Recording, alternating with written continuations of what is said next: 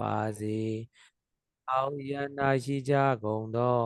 ထဝန်းခြင်းအနန္တစัจ java လာပေဘုံသာနန္ဒတတဝါတို့ဘေးရန်ခတ်သိမ်းကင်းကြပါစေဒေါသခတ်သိမ်းကင်းကြပါစေဆင်းရဲခတ်သိမ်းကင်းကြပါစေနှလုံးစိတ်ဝမ်းအေးချမ်းကြပါစေထယနာရှိကြကုန်သောထဝန်းခြင်းအနန္တစัจ java လာအနန္တနတ်မြမာတို့ဘေးရန်ခတ်သိမ်းကင်းကြပါစေဒေါသခတ်သိမ်းကင်းကြပါစေဆင်းရဲခတ်သိမ်းကင်းကြပါစေနှလုံးစိတ်ဝမ်းအေးချမ်းကြပါစေယနေ့ကြွားရောက်လာကြကုန်သော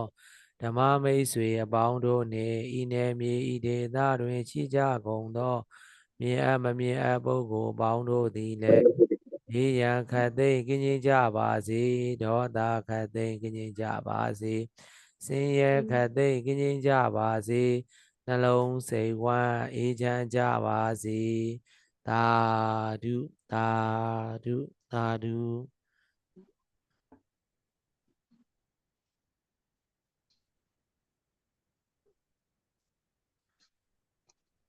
မိတ်ဆွေသူတော်ကောင်းပေါင်းအားလုံးဘေးရန်အကြောင်းကြဆင်းရဲကင်း၍ကိုယ်စိတ်နှဖျားချမ်းသာချမ်းသာကြပါစေနှလုံးစိတ်ဝမ်းအေးချမ်းကြပါစေအန္တရာယ်ကင်းဘေးရှင်းကြပါစေယနေ့ယခုပြုသောကုသိုလ်ကောင်းမှုအားလုံးတို့သည်မတ်ဖို့နိဗ္ဗာန်ရောက်ကြောင်းအတွက်အားကြီးသောပါရမီကုသိုလ်ထောက်ပံ့သူများဖြစ်ပါစေမိဓမ္မတရားတော်များကိုသင်တဲ့အတိုင်းသိပါစေသိတဲ့အတိုင်းနဲ့ကျင့်နိုင်ပါစေကျင့်တဲ့အတိုင်းလည်းမတရားဖို့တရားနိဗ္ဗာန်တရားများကိုဧကံမျက်မှောက်ပြုနိုင်ကြပြီလင်ကကြီးသုံးပါးပြီးရန်သူမျိုး၅ပါးပြီးမှကင်းရှင်းလွတ်မြောက်ကြပါစေခမညာတရားပေးတဲ့ဆုနဲ့ပြည့်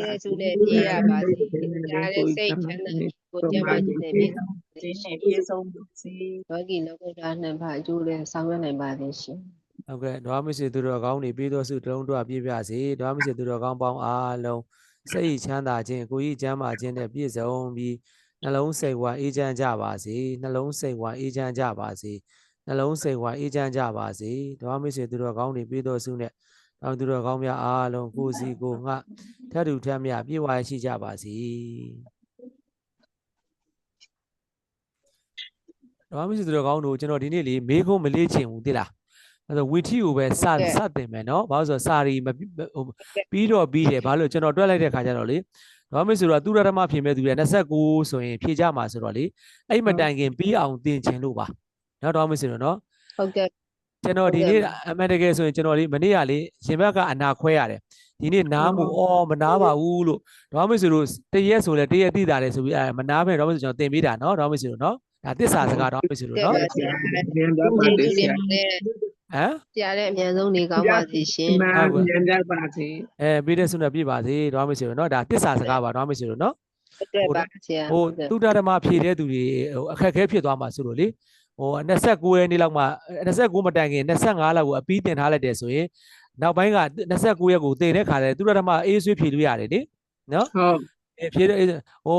လေးချင်းတဲ့လူကတော့မေကုန်းလေးချင်းပြီးမှာဗောအဲ့ပိုးတဲ့ရက်တွေကိုတော့လေတော့မရှိဘူးနော်။အဲ့လိုကျွန်တော်အဲ့လိုလေးစီစဉ်ပေးတာပါတော့မရှိဘူးနော်။ပထမတော့ကျွန်တော်ကမနေ့ကမှအနာခွဲတာဆိုတော့လေဒီနေ့တရက်တော့နားမယ်လို့စိတ်ကူးထားတာဓမ္မမိတ်ဆွေတွေကဘာဖြစ်လဲဆိုပြောရင်ရှိတယ်ပြောတော့ပြောပြရမယ်မေးတဲ့လူရှိတော့လေကျွန်တော်ပထမအဲ့ရင်ဘက်မှာအစီချိတ်ပေါ့နော်အစီချိတ်ကိုကျွန်တော်က4နှစ်လောက်ရှိပြီဖြစ်တာဖြစ်တော့ကျွန်တော်ဓမ္မမိတ်ဆွေတူကနေပြီးအဲ့ဟိုပါပေါ့နော်ဆေးဘာခေါ်လဲအဲ့အစီရွက်ကအရန်နန်တာလေထိလို့ရှိရင်တော့ဆိုသိလားမသိဘူးတင်းကြီးလားဖြစ်ဘာလဲတင်းကြီးတော့မဟုတ်ဘူးသိလားသူချို့ကဆေးပေါင်ပေါက်ခလို့လည်းပြောကြတာပေါ့နော်ဟိုဗာလဲအဲ့လိုပြောတာပေါ့နော်အဲ့ဒါကိုကျွန်တော်က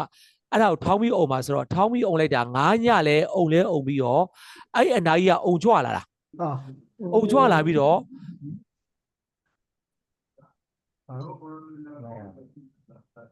နိုင်ကြတော့နိုင်ကြဖုံးနဲ့မီးမလာလို့ဖုံးနဲ့ချိန်ထားတော့မရှိဘူးလေဖုံးနဲ့ချိန်ထားလို့အဲ့ဒါ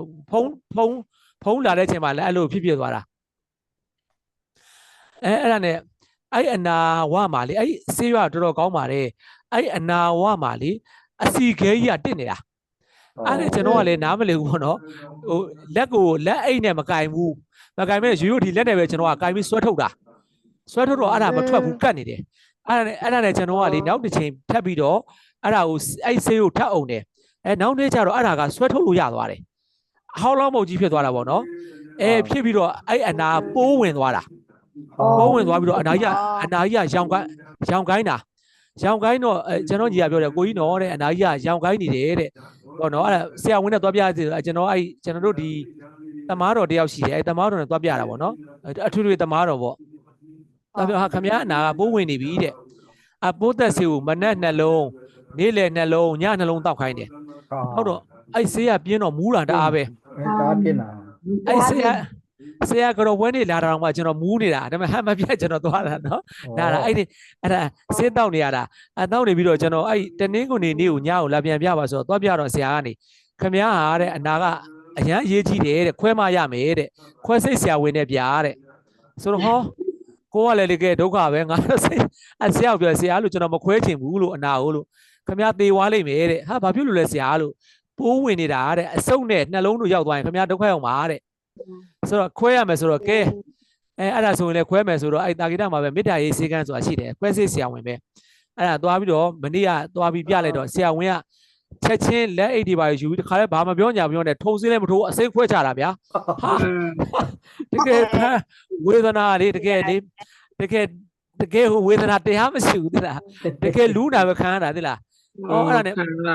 ခံရတာအဲ့ဒါနဲ့အခုဒီနေ့ဆေးထဲကိုသွားထပ်ပြတော့လေဟာညစ်တာလေခါရဲသွေးတွေပဲထွက်တယ်လေအဲ့ဒါလေးခါရဲမနေ့ကတော့ပြည်တွေပါထွက်တာပေါ့နော်ကြော့ဟာအများတို့အဲ့ဒါဒီနေ့ကျတော့သွေးတွေပါတွေထွက်တာတအားပဲအဲ့တော့ညစ်တော့တအားနာတာလူကလေတ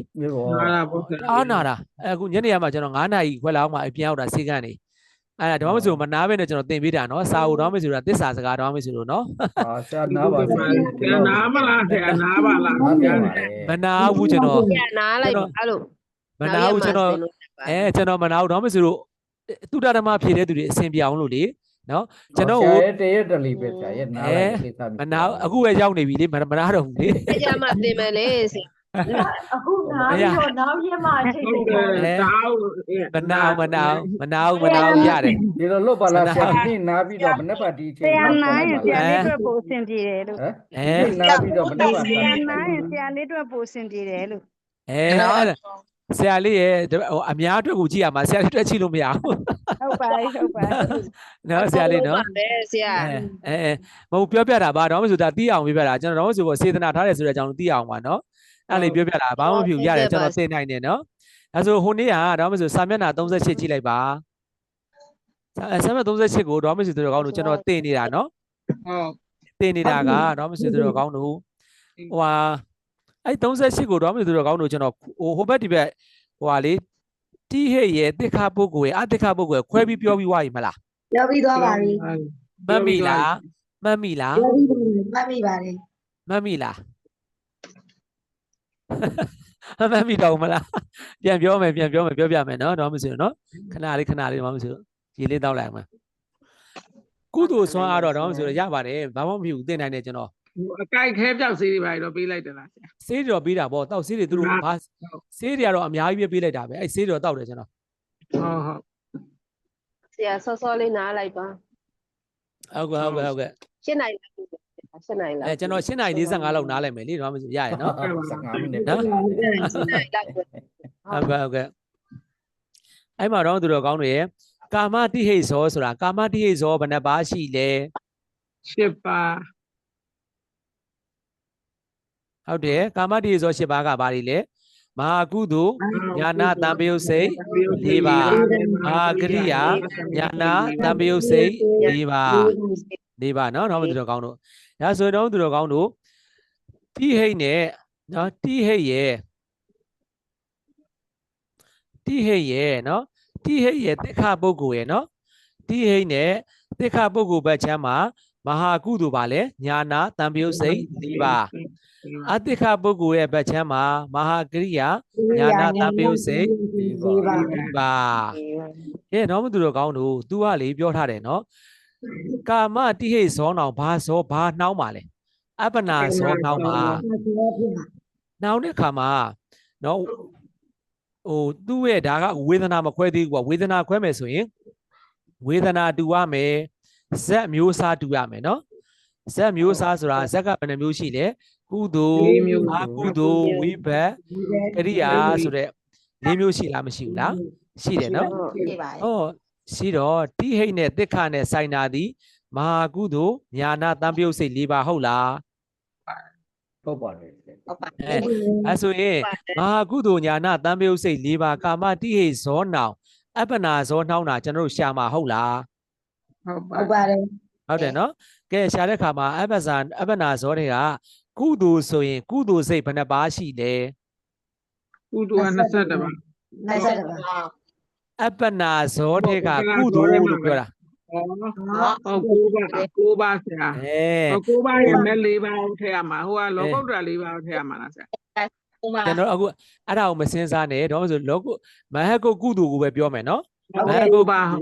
မဟကုကုသိုလ်ဘယ်နှပါးရှိလဲ 9ပါ 9ပါးဟောဒါဆိုရင်တော့သူတော်ကောင်းတို့ကုသိုလ်ကိုကုသိုလ်ချင်းလိုက်တာလိုက်နိုင်ပြီလား ဟုတ် လိုက်ပါပြီ တော့မဆိုတို့စိတ်ကက်လေးထုတ်လိုက်ပါစိတ်ကက်လေးကိုကြည့်ရင်တော့မဆိုပို့ရှင်းမယ်လို့ထင်တယ်နော် ဟုတ်ကဲ့ပါ အဲ့ဒီစိတ်ကက်လေးမှာတော့မသူတော်ကောင်းတို့မကုသိုလ်စိတ်ကဘယ်နှပါးရှိတယ် 4ပါ ဒီပါ ဒါပေမဲ့ 10 တော့သူ ပါ တော်ကောင်းတို့ကျွန်တော်ကအခုကျွန်တော်တို့ကဇောလို့ဖြစ်တဲ့အတွက်ကြောင့်မဟကုသိုလ်ဇောလို့သုံးမယ်နော်စိတ်လို့မသုံးဘူးနော်အဲ့တော့မဟကုသိုလ်ဇောဘယ်နှပါးလဲ9ပါး 9ပါးဟောမကုသိုလ်ဇောဘယ်နှပါးရှိလဲ 4ပါ ဒီပါ 20ပါ မကုသိုလ်ဇောဘယ်လောက်ရှိလဲ 4ပါ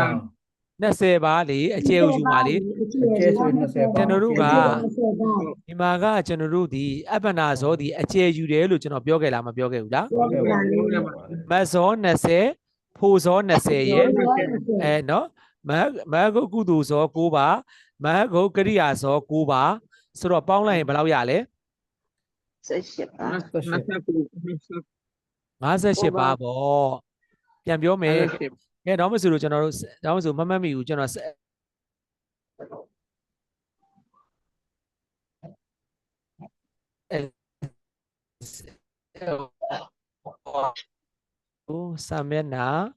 ာမျက်နှာ21ကိုကြည့်လိုက်ပါခင်ဗျာစာမျက်နှာ21မှာအပ္ပနာဇောဒီအချင်းဘယ်လောက်ရှိလဲ 26အကျင်းအားလုံး26ပါကျင်းရှင်းနေဆို ဟုတ်ကဲ့ကျွန်တော်တို့အခုတော်မဆွေသူတော်ကောင်းတို့ကာမဇောနောင်အပ္ပနာဇောနှောင်းမှုမှာနော်ကျွန်တော်တို့အပ္ပနာဇောကိုအချင်းယူလို့ရမလားအကျယ်ပဲယူရမလား ကျေယူရမယ် ဘာယူရမလဲအကျယ်ယူရမယ်အကျယ်ယူရမယ်ဆိုရင်တော်မဆွေသူတော်ကောင်းတို့မဟကုတ်ကုသိုလ်ဇောကလည်း9ပါးမဟကုတ်ကရိယာဇောကလည်း9ပါးလောကုတ္တရာမှာကျတော့မတ်ဇော20ဖိုဇော20ဒါဆိုရင်မတ်ဇော20ဖိုဇော20ဆို40မဟုတ်ဘူးလား ဒီစေ ဟုတ် ပါ ပါ ဟော9နဲ့လီ18နဲ့40နဲ့ပေါင်း 58 58ပါ 58ပါဒါဆိုရင်အပ္ပနာဇော58ပါးတွေကစဉ်းစားမှာဟုတ်ပါသလား ပါတယ် ဟုတ်တယ်ဒါကြောင့်ခုနတော့မဆိုအပ္ပနာဇော28ပါးတဲ့စဉ်းစားတဲ့အခါမှာကုသိုလ်ဇောမတ်ဇောဆိုတော့မတ်ကုသိုလ်ဇောဒီဘယ်နှပါးရှိလဲ ပါ20 ပါ 20အော်အဲ့စာမျက်နှာ38ဇာတ်ကွက်ထဲမှာလည်းအပါး20မပြထားဘူးလား ကြောက်တော့ ပြထားတယ်နော်တော့အဲ့ဒါလေစာအုပ်စိတ်ကကြည့်ကြတာမလို့တော့ဒီမှာပြထားပြီးသားပဲနော် ဟုတ်ကဲ့ အဲ့ဆိုရင်တော့သူကနော်မတ်ကုသိုလ်ဇော20ကောစောမာလားမစောဘူးလား တော့ပါမယ် တော့ပါ စောမယ်ဒီတိရပြီလား ရပါပြီ ရပြီဟောအခုကျွန်တော်တို့ကရှာတာဒီတိဟိတ်နဲ့တိခပုဂ္ဂိုလ်လို့ပြောလားမပြောဘူးလား ပြောပါတော့ ဒီကာမတိဟိတ်ဇောမှာမဟာကုသိုလ်ညာနာတံပြုတ်စိတ်၄ပါးသည်တိဟိတ်နဲ့လည်းဆိုင်တယ်တိခပုဂ္ဂိုလ်နဲ့တော့မဆိုင်ဘူးလား စိုက်ပါတယ် ဆိုင်မှာ ဆိုင်တယ်ဟောတိခပုဂ္ဂိုလ်ဆိုရင်သောတာပန်တဂရဂံအနာဂံမရှိဘူးလား ဟုတ် ရှိတယ်နော်ဒါပေမဲ့အဲ့မှာကဖိုဇောဘယ်လောက်ရှိလဲ20ရှိရမှာ 20ရှိရ ဖိုဇော20ဒီကျွန်တော်တို့နဲ့ဆိုင်တာတိခပုဂ္ဂိုလ်နဲ့ဆိုင်တာဒီသောတာပတ္တိဖို့တဂရဂံမိဖို့ အနာဂ နာဂံ မိ မိဖို့ တို့ အဲ့ 15 ဖို့ ပါ ဒီလဲဟုတ်တယ်အဲ့ဖို့ဒီလဲဇန်5ပါးနဲ့ရှင်တာမဟုတ်ဘူးလား ဟုတ်ပါတယ် ဟုတ်ပါပြီ ရှင်တော့ 5 3လီ15ပါမဟုတ်လား 15ပါပါ ဒါကြောင့်အောက်ဖို့စောဘယ်လောက်လဲ15ပါဒါဆိုတော့သူတို့ကောင်းတို့ပေါင်းလိုက်မယ်ဆိုရင်မဟာကုသိုလ်ညာနာတန်ပြုတ်စိတ်၄ပါးရဲ့နောက်မှာစောနိုင်တဲ့အပ္ပနာစောပေါင်းဘယ်လောက်ရလဲ 44ပါ ဟုတ်ပါတယ်မှန်ပါတယ်တာဓုဒီလိုက်နိုင်လားခင်ဗျာ ဟုတ်ကဲ့တိုင်းတိုင်းပါ တိုင်းနိုင်တယ်နော်ဒါဆိုရင်တို့ဆိုတော့ကောင်းတို့ကျွန်တော်ဥပိ္ပခာနဲ့သောမနတာမခွဲသေးဘူးဒီဟာကိုပဲကျွန်တော်မဟာကရိယာညာနာတန်ပြုတ်စိတ်၄ပါးကိုလည်းခွဲမယ်နော်မဟာကရိယာညာနာတန်ပြုတ်စိတ်၄ပါးကျတော့ဘယ်ပုဂ္ဂိုလ်နဲ့ဆိုင်လဲ အတ္တခ ပုဂ္ဂိုလ်နဲ့ဆိုင်ပါ မှန်ပါတယ်တာဓုကဲဒါဆိုရင်မဟာကရိယာညာနာတန်ပြုတ်စိတ်၄ပါးကာမတိဟိတ်ဇောရဲ့နောက်မှာစောနိုင်တဲ့အပ္ပနာဇောကိုကျွန်တော်တို့သိချင်လားမသိချင်ဘူးလား ဒီကျမ်းပါ သိချင်တယ်နော်ဒါဆိုရင်ကာမမဟာကရိယာညာနာတန်ပြုတ်စိတ်၈ပါးရဲ့နောက်မှာစောနိုင်တဲ့အပ္ပနာဇောကိုရှာတဲ့အခါမှာကရိယာဖြစ်တဲ့ကြောင့်နောက်မှာလိုက်မဲ့ဇောဒီဘာဇောဖြစ်မလဲ ကတိယ ကရိယာဇောအဲဆိုရင်မဟဂုတ်ကရိယာဇောဘယ်နှပါလဲ 9ပါ 9ပါဒီလိုက်နိုင်လားဒီလိုက်နိုင်လား နိုင်ပါ နိုင်ပါပြီ နိုင်နေတယ်နော်ကဲအဲ့ဒီမှာတော့သူတို့ကောင်းတို့တော့မက်စိတ်20ပါးကိုစဉ်းစားစရာလိုလား လိုပါဘူး ဘရောသူကပြီးသွားပြီနော်ဟိုဘက်ချမ်းမှာဟောပြီးသွားပြီဟောဒီမှာလဲခုနကဗာလဲအောက်ဖို့ဇော15ပါးပြီးပြီဆိုတော့ဘာပဲကြံတော့လဲ 5ပါပဲ အရဟတဖို့ဇော5ပါးပဲကြံတော့တယ်ဟုတ်လားဒီအဲ့လိုလေးရှင်းလိုက်တော့ပုံမလွယ်ဘူးလား လွယ်ပါတယ် လွယ်တယ်နော်ဒါဆိုရင်ဒီက6နဲ့5နဲ့ပေါင်း 14ပါ2022မေကုန်းလေးကိုကျွန်တော်ကြည့်တဲ့အခါမှာယဟန္တာပုဂ္ဂိုလ်နောက်မှာယဟန္တာပုဂ္ဂိုလ်ရဲ့နောက်မှာစောနိုင်တဲ့အပ္ပနာစောလားမသိကျွန်တော်ကြည့်လိုက်မယ်နော်2022မေကုန်းလေးဘယ်လိုမေးထားလဲမသိဘူးဒါမှမဟုတ်ကျွန်တော်ဟိုနည်းနည်းပြောလို့ရအောင်ကြည့်လိုက်မယ်နော်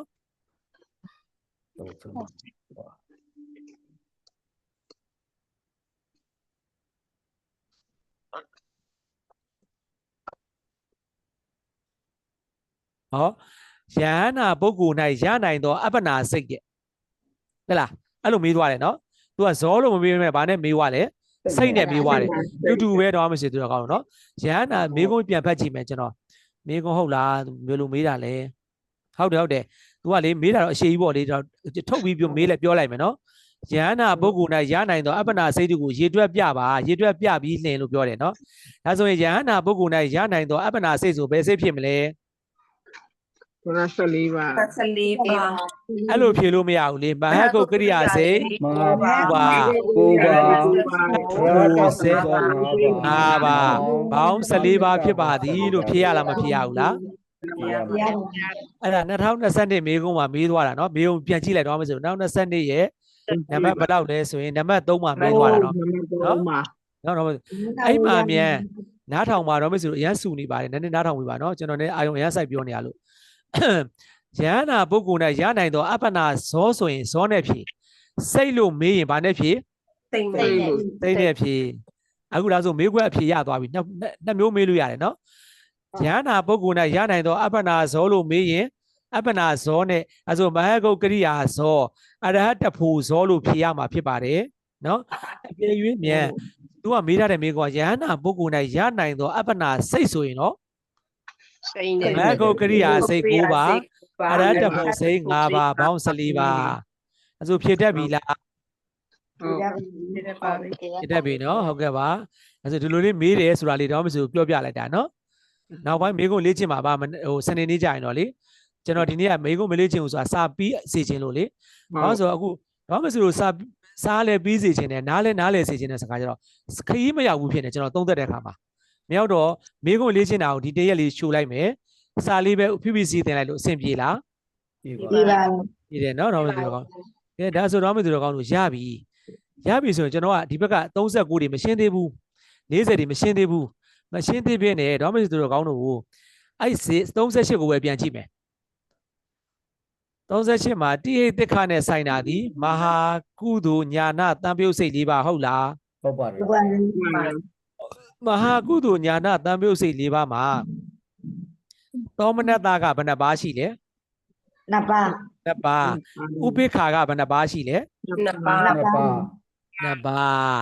ဒါဆိုတော့မဆိုသူတော်ကောင်းတို့ကြည့်မယ်နော်အဲ့38ရဲ့ဇာတ်ကွက်ပဲကြည့်မယ်ပို့ပြီးလွယ်မယ်တော့မရှိသူတော်ကောင်းတို့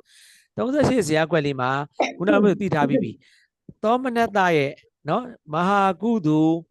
ညာနာမဟာကုသိုလ်သောမနတပေါ့နော်မဟာကုသိုလ်သောမနတညာနာတံပြုတ်စိတ်နှစ်ပါးရဲ့နောက်မှာစောနိုင်တဲ့အပ္ပနာစောကိုကျွန်တော်တို့ရှာမှာလား ဟုတ်ပါတယ် ဟုတ်တယ်နော်ဒါဆိုရင်သောမနတဖြစ်တဲ့အတွက်ကြောင့်ဝေဒနာသူဖြစ်မဲ့အတွက်ကြောင့်သောမနတရဲ့နောက်မှာဘာပဲလိုက်ရမလဲ သောမနတာ သောမန သမ တ ဏတာပဲလေ ဥပိ္ပခာရဲ့နောက်မှာဘာလိုက်ရမလဲ ဥပိ္ပခာပဲ ရမယ် ဥပိ္ပခာလိုက်ရမယ်ဒါဆိုရင်သောမနတရဲ့နောက်မှာသောမနတလိုက်တဲ့ခါကျတော့သောမနတကုသိုလ်ဘယ်နှပါးရှိမလဲသောမနတ နတကု ၄ပါးလေ လေးပါးပါ မဟကုကုသိုလ်ထဲမှာကဲစိတ်ကက်ကိုကြည့်စိတ်ကက်ကိုကြည့်စိတ်ကက်ကိုကြည့်စိတ်ကက်ကိုကြည့်စိတ်ကက်ပထမစေစာဝေးပါအောင်စိတ်ကက်ကိုကြည့်လိုက်စိတ်ကက်မှာရူပပထမဇန်ကုသိုလ်ဘာလက္ခဏာနဲ့ပြထားလဲ ပတ္တလက္ခဏာနဲ့ရူပပိစမဇန်ကုသိုလ်ဘာလက္ခဏာနဲ့ပြလဲ ဥပိ္ပခာ ပိခာ ဥပ္ပခာ ဘယ်သောမနတလေဒုတိယဇန်ကိုပြောတာနော်ကျွန်တော်ပြောတာမှားသွားတယ် ပိစမဇန်လို့ကြားလိုက်လို့ဆရာ ဟုတ်ကဲ့ကျွန်တော်မှားတာဒါမှမဟုတ်သူတို့ကောင်းတို့အဲ့မှာစိတ်ကက်ကိုကြည့်လိုက်ရူပပထမဇန်ကုသိုလ်ဒီလေဘာလက္ခဏာလဲ သောမနာတာ သမဏတာ ရူပရူပဒုတိယဇန်ကုသိုလ်ဒီလေဘာလက္ခဏာလဲ သောမနတ ရူပတတိယဇန်ကုသိုလ်ဒီလေဘာလက္ခဏာလဲ သမဏတာလက္ခဏာ ရူပပိစမဇန်စရုဒ္ဓဇန်ကုသိုလ်ဒီလေဘာပဲလေ သောမနတ အဲဆိုရင် ပိစမဇန်တော့ ဟုတ်ကဲ့အခုကျွန်တော်တို့ကတော့မသိတော့ကောင်းလို့သောမနတမဟုတ်ဘူးလားသောမနတကုသိုလ်ဘယ်နှပါးပဲစောနိုင်လဲ လေးပါး ၄ပါးအဲဆိုဒီမှာဒီထိလိုက်နိုင်လား ဟုတ်ကဲ့ အပေါင်းလက္ခဏာလေး၄ခုရေးထားတယ်တွေ့လား ဟုတ်ကဲ့ပါ တွေ့ပါ အဲ့ဒါကဘာလဲအဲ့၄ပါးဒီဘာလဲရူပကုသိုလ်ဇံ၄ပါးရေးထားတယ်ပြန်ကြည့်သိအောင်ရူပကုသိုလ်ဇံ၄ပါးနော်ဘာ၄ပါးလဲရူပကုသိုလ်ဇံ၄ပါးအဲ့ဘောမဟကုတ်ကုသိုလ်လို့ပြောလို့မရဘူးလားမဟကုတ်ကုသိုလ်တော့မဟကုတ်ကုသိုလ်သောမနတ၄ပါးပေါ့အဲ့လိုပြောလိုက်ရင်တော့မရဘူးပို့မရှင်းဘူးလား ကိုရှင်းသွားတယ်ဗျာ မဟကုတ်ကုသိုလ်သောမနတ၄ပါးဆိုပို့မရှင်းဘူးလား ကိုရှင်းပါတယ် နော်ဟုတ်ကဲ့ရပြီဒါမှဒါဆိုတော့သူတို့ကောင်းတို့ဟောတော့မဆိုတော့အဲ့မှာက38ကိုပဲပြန်ကြည့်လိုက်မတ်ဇော20ပါးမှာသောမနတဘယ်နှပါးတွေ့လဲ မဇောမလီနာ 6ပါး 16ပါးပါ16ပါးပါ 38ကိုပဲကြည့်လိုက်လေ38ဇာတ်ကွက်မှာမတ်ဇော20မှာသောမနတဘယ်နှပါးတွေ့လဲ 16ပါးလို့ပါ 6ပါ ဒါဆိုရင်သောမနတရဲ့နောက်မှာသောမနတ16ပါးပဲလိုက်မှာဟုတ်လား ဟုတ်ပါတယ် ဟုတ်ပါတယ် ဒီထိလိုက်နိုင်လား လိုက်ပါတယ် ဟုတ်ကဲ့နိုင်နိုင်ပါ အရန်ခတ်နေပြီလား မ ခ ခက် က် ပါ ပါ ခတ်ပါဘူးเนาะဟုတ်ကဲ့ပါတာဓုနောက်တစ်ခုတော့မသူတော်ကောင်းကိုအောက်ဖို့မှာတော့မသူတော်ကောင်းတို့အောက်ဖို့ဘယ်နှပါးတွေ့လဲအဲ့မှာ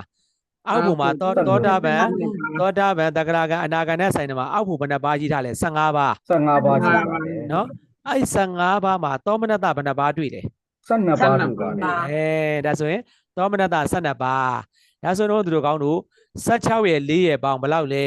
20ပါး 20နဲ့12နဲ့ပေါင်း 32ပါး 32ပါး ဒါဆိုရင်မဟာကုသိုလ်သောမနတညာနာတံပယုတ်စိတ်နှစ်ပါးရဲ့နောက်မှာစောနိုင်တဲ့အပ္ပနာစောသည်ဘယ်နှပါးလဲ 32ပါး ပါ ကဲဒါဆိုဒီဇာတ်ကွက်ကြည့်တတ်သွားပြီလား ခက်ပါပြီ တဲ့တော့ပါ ခတ်သလား ခက်ပါ ခက်ပါဦး တော့စစကိုခတ်တယ်ဆို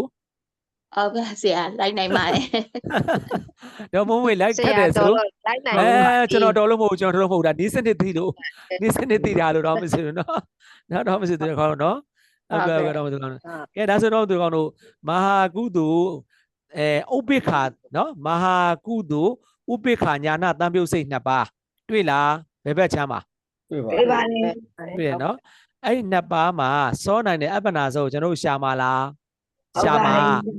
ကဲစားဒါဆိုတော့သူတို့ကောင်းတို့ဩဒီမှာပါပြီးသားပဲကျွန်တော်ရှောက်ရှာနေတယ်မဟကုတ်ကုသိုလ်ဇော9ပါးမှာသောမနတ4ပါးနဲ့ဥပိ္ပခာ5ပါးပြထားလားမပြထားဘူးလား ကြား ဒီဘက် ထား ညာ ပါ ဘက် တ ပြထားပြီးသားစိတ်ကတောင်ကြည့်စရာမလိုဘူးတွေ့လား ဟုတ်ပါတယ် နော်ဆရာမကြီးနေ့စနစ်ဘယ်လောက်ကောင်းလဲနော်ဆရာမကြီးကတော့မရှိတော့ဆရာမကြီးရဲ့ကျေးဇူးကြောင့်နော်ဆရာမကြီးတင်တန်းမှုဆရာမကြီးရဲ့ကျေးဇူးကြောင့်တော့မရှိတော့နော်ဒီလိုသင်နိုင်တာနော်ဒါဆိုတော့သူတို့ကောင်းလို့ကြည့်လိုက်ပါဦးဒီမှာကုသိုလ်ဆို9ပါးမှာဥပိ္ပခာကဘယ်နှပါးတွေ့လဲ 5 ပါး 5ပါးအဲ့ဥပိ္ပခာ5ပါးဒီရူပပိစမဆံကုသိုလ်တစ်ပါးပါတယ်အရူပကုသိုလ်ဘယ်နှပါးပါလဲ4ပါးဒါဆိုရင်ဥပိ္ပခာဘယ်နှပါးလဲ5ပါးဒီထိလိုက်နိုင်လား နိုင်ပါလေ ဟော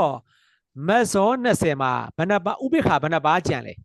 4 ပါး ပါ အဲ့မှာဥပိ္ပခာ4ပါးတွေ့လား တွေ့ပါတယ် ဟောအောက်ဖို့စော15ပါးမှာဥပိ္ပခာဘယ်နှပါးကြံလဲ 3 ပါးကြံပါ 9ရယ်4ရယ်3ရယ်ပေါင်း 12 ပါး အဲဆိုရင်ဥပိ္ပခာသောမနတဥပိ္ပခာမဟုတ်ပါဘူးဥပိ္ပခာသောမနတဖြစ်တယ်ဥပိ္ပခာညာနာတံပြုတ်စိတ်2ပါးရဲ့နောက်မှာစောနိုင်တဲ့အပ္ပနာစောဘယ်နှပါးလဲ 12 ပါး ဟုတ်ပါတယ်မဟာကုသိုလ်သောမနတညာနာတံပြုတ်စိတ်2ပါးရဲ့နောက်မှာစောနိုင်တဲ့အပ္ပနာစောဘယ်နှပါးလဲ 32 ပါ 32 ပါးပါ အဲ့မှာထိတ်ဆုံးမှာမြားချင်ဟုတ်တယ်မြားချုံလေးအောက်မှာရေးထားတယ်တွေ့လားဒီဘက်မှာဥပိ္ပခာ12ပါးဒီဘက်မှာသောမနတ32ပါးပေါင်းလိုက်ရင်ဘယ်လောက်လဲ 44 ပါး ခတ်ပါသလားခတ်လား ခက်ပါ တော့စစဦးခတ်လား မခက်ပါဘူးဆရာဟုတ်ကဲ့ ခတ်တယ်ဆိုတကားစားတာနော်စိတ်မဆိုးနဲ့နော်ဘာလို့ဆိုကဲရပါပြီနော်ဟုတ်ကဲ့ တင်သေးလို့ခက်နေတာဆရာ ဟုတ်ပါတယ်အခုနေ့စနေတည်းမလွယ်ဘူးလားလွယ်လား ဟုတ်ကဲ့ဒီစနစ်ရှိတော့ပါတယ်ဆရာဟုတ်ကဲ့ ဒါသင်တန်းမှုဆရာမကြီးရဲ့နေ့စနေကိုနော်ကျွန်တော်ဆရာမကြီးကအသေးစိတ်လုပ်ထားပြီးတာတွေ့လားတော့မရှိသေးကောင်းနော် ဟုတ်ကဲ့ နော်တကယ်ဒါဆိုတော့သူတို့ကောင်းတို့အခုကျွန်တော်ကမဟာကုသိုလ်ပြီးသွားပြီဘာကြံလဲ ကရိယာ ကရိယာကြံပါတယ် မဟာကရိယာညာနာတံပြုတ်စိတ်4ပါးမဟာကရိယာညာနာတံပြုတ်စိတ်4ပါးသည်ဘယ်သူနဲ့ဆိုင်လဲ အတိခနဲ့ဆိုင် အတိခနဲ့ဟုတ်တယ်နော်အတိခနဲ့ဆိုင်နေတော့မရှိသေးကောင်းနော်မဟာကရိယာညာနာတံပြုတ်စိတ်4ပါးကိုလည်းဥပိ္ပခာ2ပါးသောမနတ2ပါးနဲ့ပြန်ခွဲလားမခွဲဘူးလား ပဲပါတယ်ဆရာ ခွဲတယ်နော်အဲကြောင့်မို့သူတို့ကောင်းတို့ဥပိ္ပခာက2ပါးသောမနတက2ပါးတွေ့လား တွေ့ပါ တွေ့တယ်နော်38ကိုကြည့်နော်အတိခပတ်ချံကိုကြည့်တော့မယ်နော်ဒါဆိုရင်ဥပိ္ပခာကိုရင်ပြောမယ်ဥပိ္ပခာရဲ့နောက်မှာဥပိ္ပခာမဟာကရိယာညာနာတံပြုတ်စိတ်ရဲ့နောက်မှာစစောမဲ့စောဒီဘယ်ဟာစဥပိ္ပခာ ပိက ဟုတ်တယ်ဘယ်ကိုဥပိ္ပခာကရိယာစောဘယ်နှပါလဲ5ပါးဘယ်ကိုဥပိ္ပခာလို့ထည့်မယ်နော်ဘယ်ကိုဥပိ္ပခာကရိယာစောဘယ်နှပါလဲ 5ပါးတော့သူတို့ကောင်းတို့အဲ့မှာအရဟတ်ဖို့စော5ပါးတွေ့လားအရဟတ်ဖို့စော5ပါးရေးထားတာတွေ့လား တွေ့ပါ အရဟတ်ဖို့စောဘာကြောင့်5ပါးလို့ပြောတာလဲအတိခသည်အရဟတ်ဖို့စော5ပါးနဲ့မဆိုင်ဘူးလားဆိုင်လား ဆိုင်ပါတယ် ဆိုင်နေအဲ့5ပါးမှာဥပိ္ပခာဘယ်နှပါးတွေ့လဲ တပါ ပိကတပါးပဲတွေ့ပါ တပါးတွေ့တော့အဲ့မှာဥပိ္ပခာတပါးလို့ရေးလိုက်လို့မရဘူးလား ရပါတယ် ရ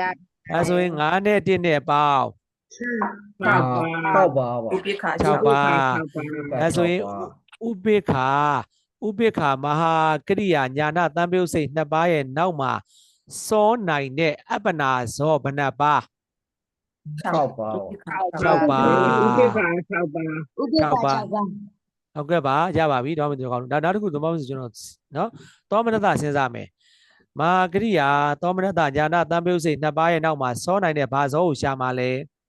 အပ္ပနာသော အပ္ပနာဇောကိုရှာမှာနော်ဘာဇောကိုရှာမှာလဲအပ္ပနာဇောကိုရှာမှာအဲ့ဒီအပ္ပနာဇောထဲမှာကတော့နော်အဲဆိုရင်ကရိယာဖြစ်တဲ့ကြောင့်ကရိယာတွေကရှာမှာဟုတ်လား ဟုတ်ပါတယ် तू ကသောမနတဖြစ်တဲ့ကြောင့်မဟာကုတ်ကရိယာဇော9ပါးထဲမှာသောမနတဘယ်နှပါးတွေ့လဲ 4 ပါးတွေ့ပါတယ် 4ပါးဒါဆိုရင်စောမဲ့ဇောဒီသောမနတ4ပါးရပြီလား ရပါပါ နောက်တစ်ခုအရဟတဖို့ဇော5ပါးမှာသောမနတဘယ်နှပါးကြံလဲ 4 ပါးကြံပါ 4ပါးကြံတယ်4နဲ့3နဲ့4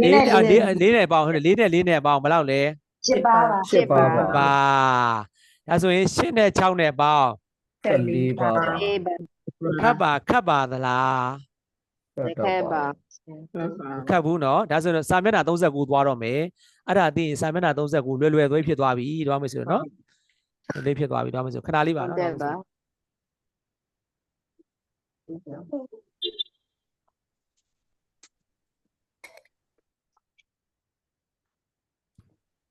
အဲ့စာမျက်နှာ39ကိုဒေါ်မိုးမေးပူဇော်ပေးပါလားခင်ဗျာ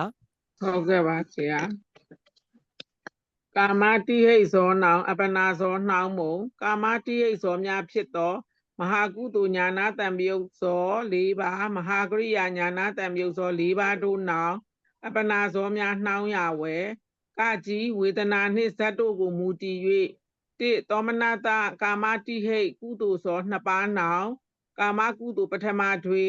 သောမနတသဟာကို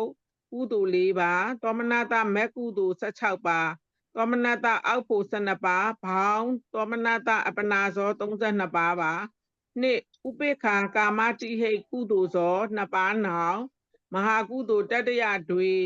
ဥပိ္ပခာမဟာကုကုသိုလ်5ပါးဥပိ္ပခာမက်ကုသိုလ်4ပါး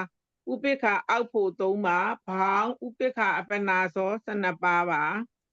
သောမနတကာမတိဟိတ်ကရိယာဇော2ပါးနောင်မဟာကရိယာပထမတွေသောမနတမဟာကုတ်ကရိယာ4ပါးသောမနတရဟတဖို့4ပါး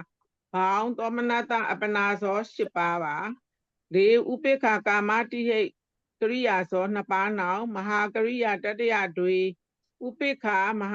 ဟာကုတ်ကရိယာ5ပါးဥပိ္ပခာရဟတဖို့1ပါးဘောင်းဥပိ္ပခာအပနာဇော6ပါးပါဆရာဟုတ်ကဲ့ပါ ကိုယ်ဆရာဝေဒနာဘောမလို့ ပူဇော်လိုက်တခါလဲပူဇော်လိုက်ရတယ် ဟုတ်ကဲ့ပါရှင်ခါကွေဝေဒနာဘောမူတည်၍သောမနတကာမတိဟိတ်ဇောနောင်သောမနတအပနာဇောတာဆောရပါမည်တိသောမနတမဟာကုသိုလ်မဟာကရိယာကာမတိဟိတ်ဇော4ပါးနောင်သောမနတမဟာကုတ်ကုသိုလ်ကရိယာဇော7ပါးသောမနတမက်ဇော16ပါးသောမနတဖို့ဇော16ပါးဘောင်းသောမနတအပနာဇော40ပါးပါဥပိ္ပခာကာမတိဟိတ်ဇောနောင်ဥပိ္ပခာအပနာဇောတာဆောရပါမည်တို့ဖြစ်၍နှစ်ဥပိ္ပခာမဟာကုသိုလ်မဟာကရိယာမဟာတိဟိတ်ဇော4ပါးနောင်ဥပိ္ပခာမဟာကုတ်ကုသိုလ်ကရိယာဇော10ပါးဥပိ္ပခာမက်ဇော4ပါးဥပိ္ပခာဖို့ဇော4ပါးဘောင်းဥပိ္ပခာအပနာဇော18ပါးပါရှင် ဟုတ်ပါတာဓုသူကကာမတိဟိတ်ဇောများနောင်တဲ့အပနာဇောနှောင်းမုံဆိုတာကာမတိဟိတ်ဇောရဲ့နောက်အပနာဇောပါလေဖြစ်ပုံတဲ့နော်အဲ့ဒါလေးပေါ့နော်ကာမတိဟိတ်ဇောများဖြစ်တော့တဲ့မဟာကုသိုလ်ညာနာတံပြုတ်စိတ်၄ပါးမဟာကရိယာညာနာတံပြုတ်စိတ်၄ပါးတို့နောင်အပနာဇောများနှောင်းရာတွင်ဖြစ်ရာတွင်ပေါ့နော်ဖြစ်ရာတွင်တဲ့ဝေဒနာနဲ့ဇတ်တို့ကိုမူတည်၍တဲ့သောမနတကာမတိဟိတ်ကုသိုလ်ဇော2ပါးနောင်တဲ့နော်2ပါးနောင်မဟာကုသိုလ်ပထမတွေတဲ့သောမနတမဟာကုသိုလ်ဘယ်နှပါလဲ၄ပါးခုနကရှင်းတဲ့ဟာကိုပဲပြန်ရေးထားတာမဟုတ်ဘူးလား ဟုတ်ပါ ဟုတ်တယ်နော်ခုနကဒီမှာလေ ဟုတ်ပါ သောမနတနောက်မှာ32ပါးနောက်ဒီမှာပါလေဒီမှာပါလေဒီမှာနောက်ကဘယ်နှပါလဲဆက်ဥပိ္ပခာနောက်မှာဘယ်လောက်လဲ12ပါးအဲ့ဒါလေးကိုပဲပြန်ရေးထားတာဟုတ်လား ဟုတ်ပါ ဟုတ်တယ်နော် ဟုတ်ပါ နောက်တစ်ခုသောမနတကာမတိကိရိယာဇော2ပါးနောက်မှာဘယ်နှပါလဲ10ပါးဥပိ္ပခာကာမတိဟိကိရိယာဇောနောက်မှာဘယ်နှပါလဲ6ပါးအဲဆိုဒီဟာကိုအထူးတလဲရှင်းပြစရာလိုတော့လားဒီဟာခုနကရှင်းပြသားကိုပဲပြန်ပြောထားတာဟုတ်လား ဟုတ်ပါ ဟုတ်လား ဟုတ်ပါ နော်ဒါဆိုရင်ဝေဒနာပေါ်မူတည်၍တဲ့သောမနတကာမတိဟိဇောနောင်သောမနတအပနာဇောတာဘာဖြစ်လဲစောရမည်တဲ့သောမနတနဲ့သောမနတဝေဒနာတွေပဲဘာဖြစ်လဲဝေဒနာတူရပဲဘာဖြစ်လဲစောလို့ရတယ်ဟုတ်လားတော့မသိတော့ကောင်းတော့နော်တော့မသိတော့ကောင်းတော့အဲဆိုရင်သောမနတမဟာကုသိုလ်မဟာကရိယာကာမတိဟိဇော၄ပါးနောက်မှာဟောဒီမှာသောမနတခြံကြည့်လိုက်ဒီဘက်ကသောမနတမှာနော်သောမနတမှာမဟာကုသိုလ်သောမနတမှာဘယ်နှပါလဲ32ပါး32ပါး မဟာကုသိုလ်သောမနတမှာ32ပါးလေဒီဘက်မှာတော့ဒီဇာခွက်ကိုပဲကြည့်လိုက်အဲ့ဇာခွက်ကိုပြန်ရှင်းထားတာနော်မဟာကရိယာသောမနတမှာဘယ်နှပါးလဲ10ပါး32နဲ့8နဲ့ပေါင်း40ပါးကိုက်ညီမှုရှိရဲ့လား ပြီးပါလေ ဖတ်တာတော့ကိုအောင်ဖတ်လိုက်တော့လေအနှစ်ချုပ်တော့မဆိုရှင်းပြဒီသဘောနားအဆင်ပြေတယ်မလား ဟုတ်ကဲ့ ပြီးပါလေရှင် ပြေတယ်နော်တော့သူတို့ကောင်းတော့နောက်တစ်ခုဆက်ရှင်းမယ်ဟုတ်ကဲ့ဥပိ္ပခာကာမတိဟိဇောနောင်ဥပိ္ပခာအပ္ပနာဇောစောရမည်တဲ့ဥပိ္ပခာဆိုပါလေဥပိ္ပခာပဲကဲဒါဆိုတော့သူတို့ကောင်းတော့စာမျက်နှာ38ကိုပြန်ကြည့်လိုက်ပါအတန်တွေထွက်နေတယ်ဘေးကလည်းမသိဘူး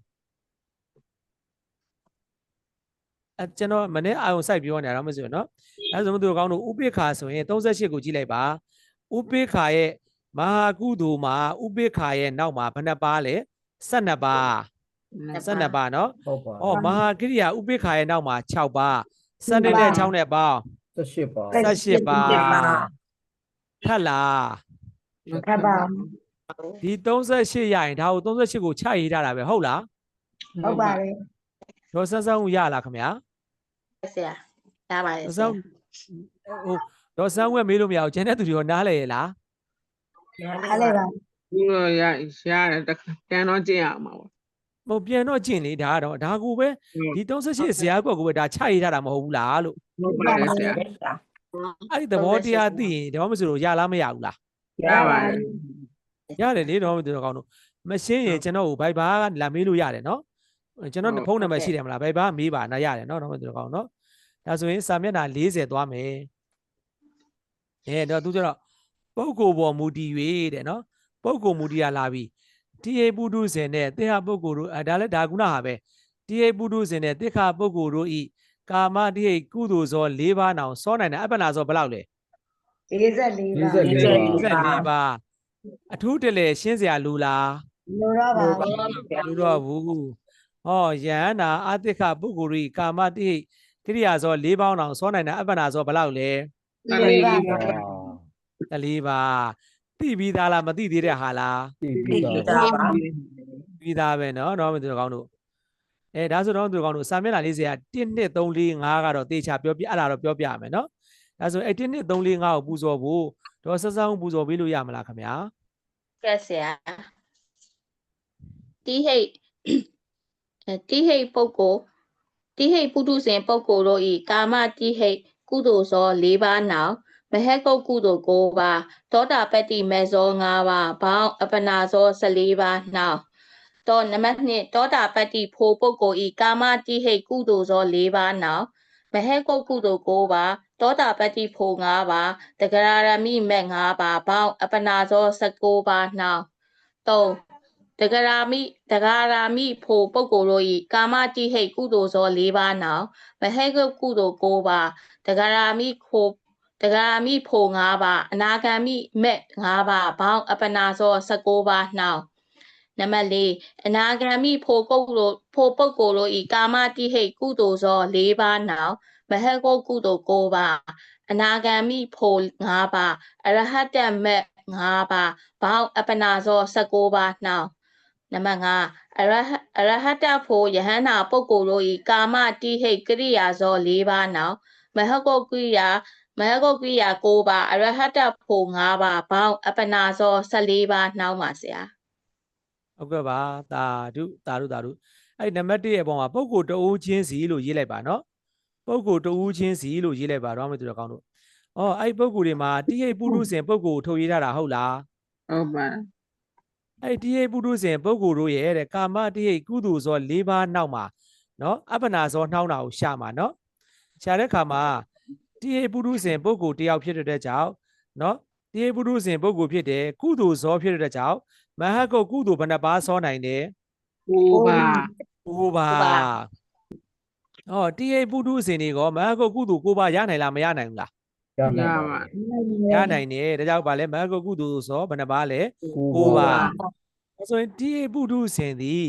သူကြည့်မယ်ဆိုရင်မတ်ထဲမှာအမြင့်ဆုံးမတ်ကဘယ်မတ်ရနိုင်တယ် သောတာပတ္တိမေ သူအစာသူပထမဆုံးရနိုင်တဲ့မတ်ဒီပါလေသောတာပတ္တိမတ်အဲ့တော့သောတာပတ္တိမတ်ဇောကဘယ်နှပါလဲ5ပါသောတာပတ္တိမတ်ဇောက5ပါမဟကုတ်ကုသိုလ်ဇောက9ပါဘောင်းဘယ်လောက်လဲ14ပါ 14ပါ ဒီတိရလား ရပါပြီ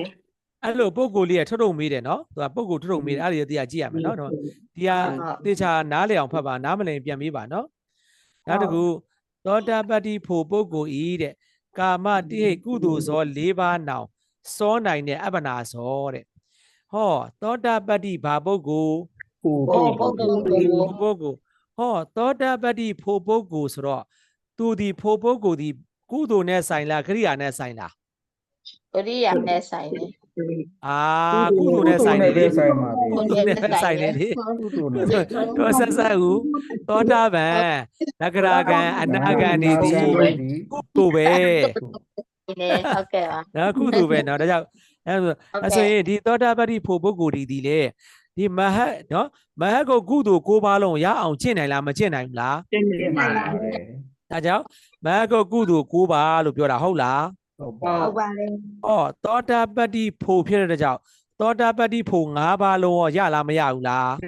ပါပါတယ် ရတယ်နော်သောတာပတ္တိဖို့၅ပါးလုံးရတယ်ဒါဆိုရင်အဲ့သောတာပတ္တိဖို့ရတဲ့ပုဂ္ဂိုလ်ကနောက်တစ်ဆင့်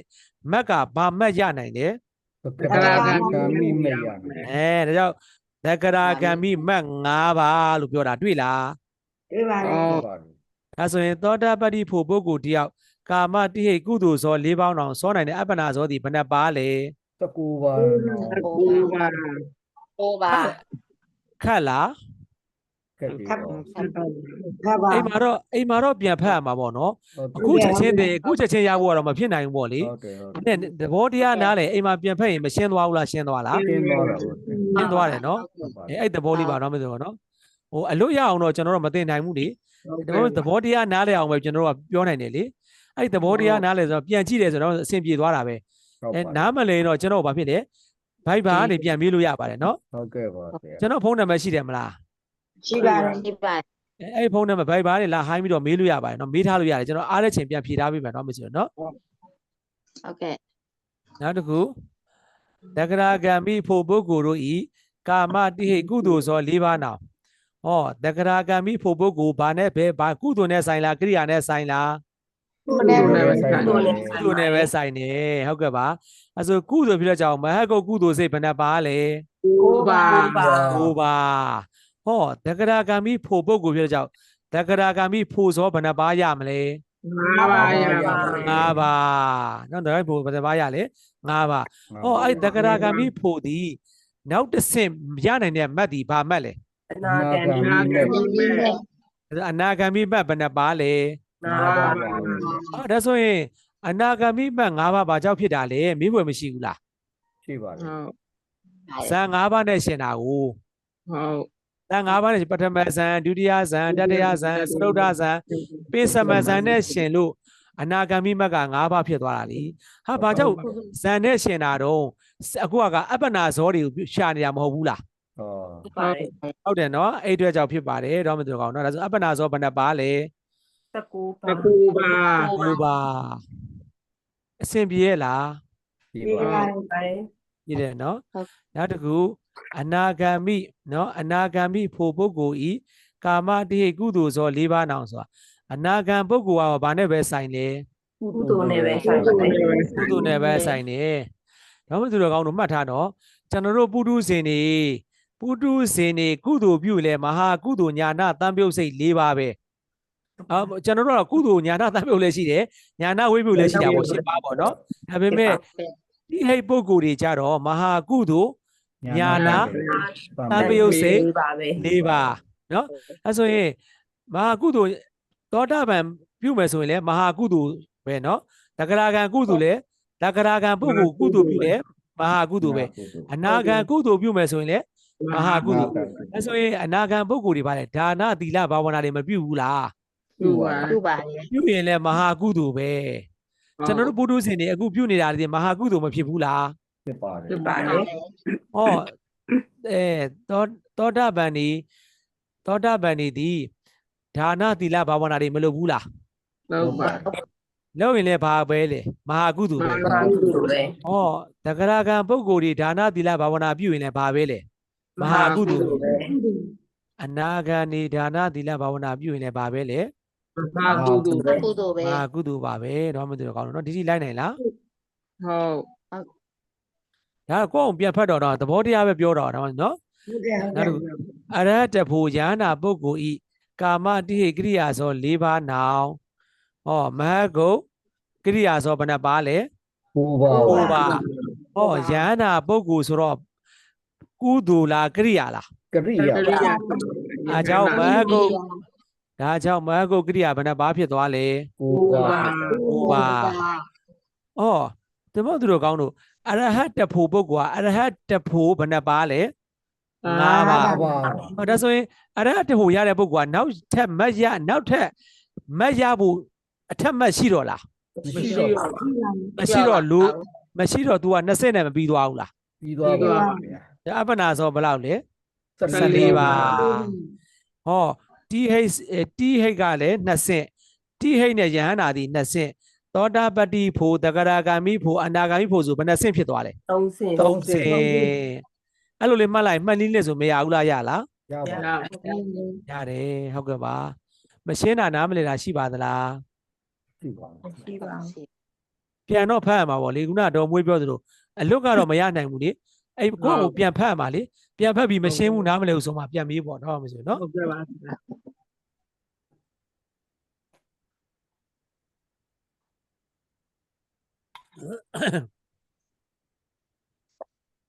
စာမျက်နှာ41ကိုပူဇော်ဖို့ဒေါ်မြင့်မြတ်တန်းပူဇော်ပေးလို့ရမလား ဟုတ်ကဲ့ဗျာပုဂ္ဂလဗေဒပုဂ္ဂိုလ်စိတ်ရပုဂ္ဂိုလ်12ဦးအပြားအားဖြင့်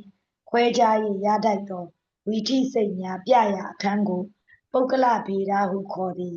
ပုဂ္ဂိုလ်စိတ်ရခွဲခြားပြသောအခန်းဟူ၍လည်းခေါ်သည်ကကြီးပုထုဇဉ်ပုဂ္ဂိုလ်4ဦးပုဂ္ဂိုလ်ဖြစ်ရာပုံဌာနပရိတန်တိစိတ်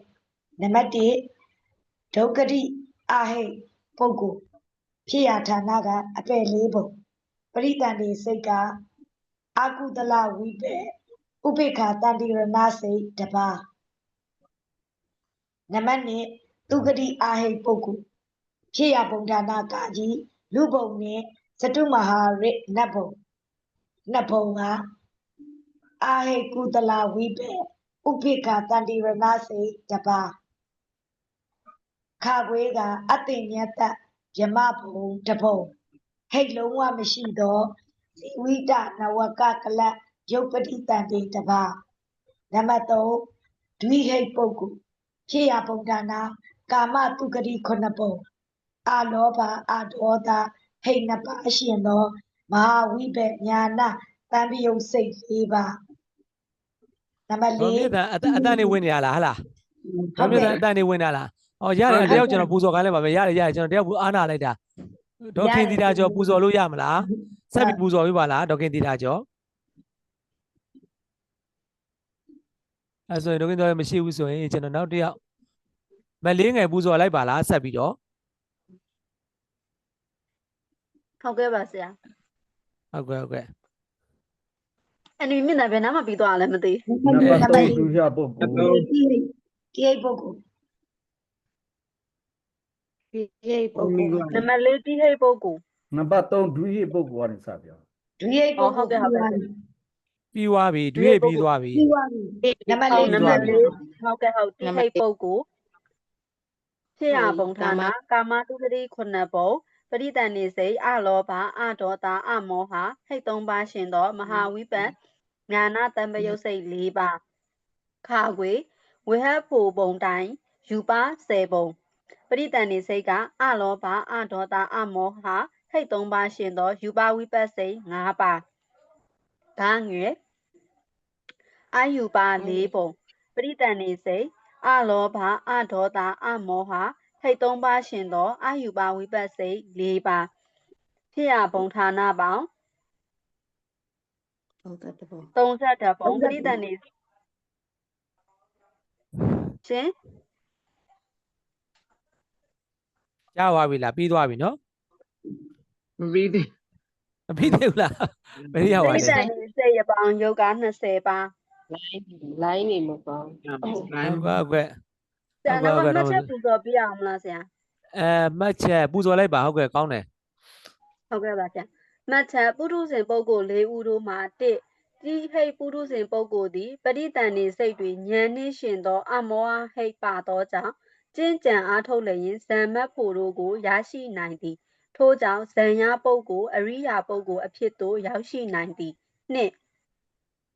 ကြံပုထုဇဉ်ပုဂ္ဂိုလ်၃ယောက်မှာပရိသန္တိစိတ်တွင်ဉာဏ်နှင့်ရှင်သောအမောဟဟိတ်မပါသောကြောင့်ဉာဏ်ပညာနှုတ်ပြီးကျင့်ကြံအားထုတ်လျင်ဇံမတ်ဖို့မရနိုင်ပါ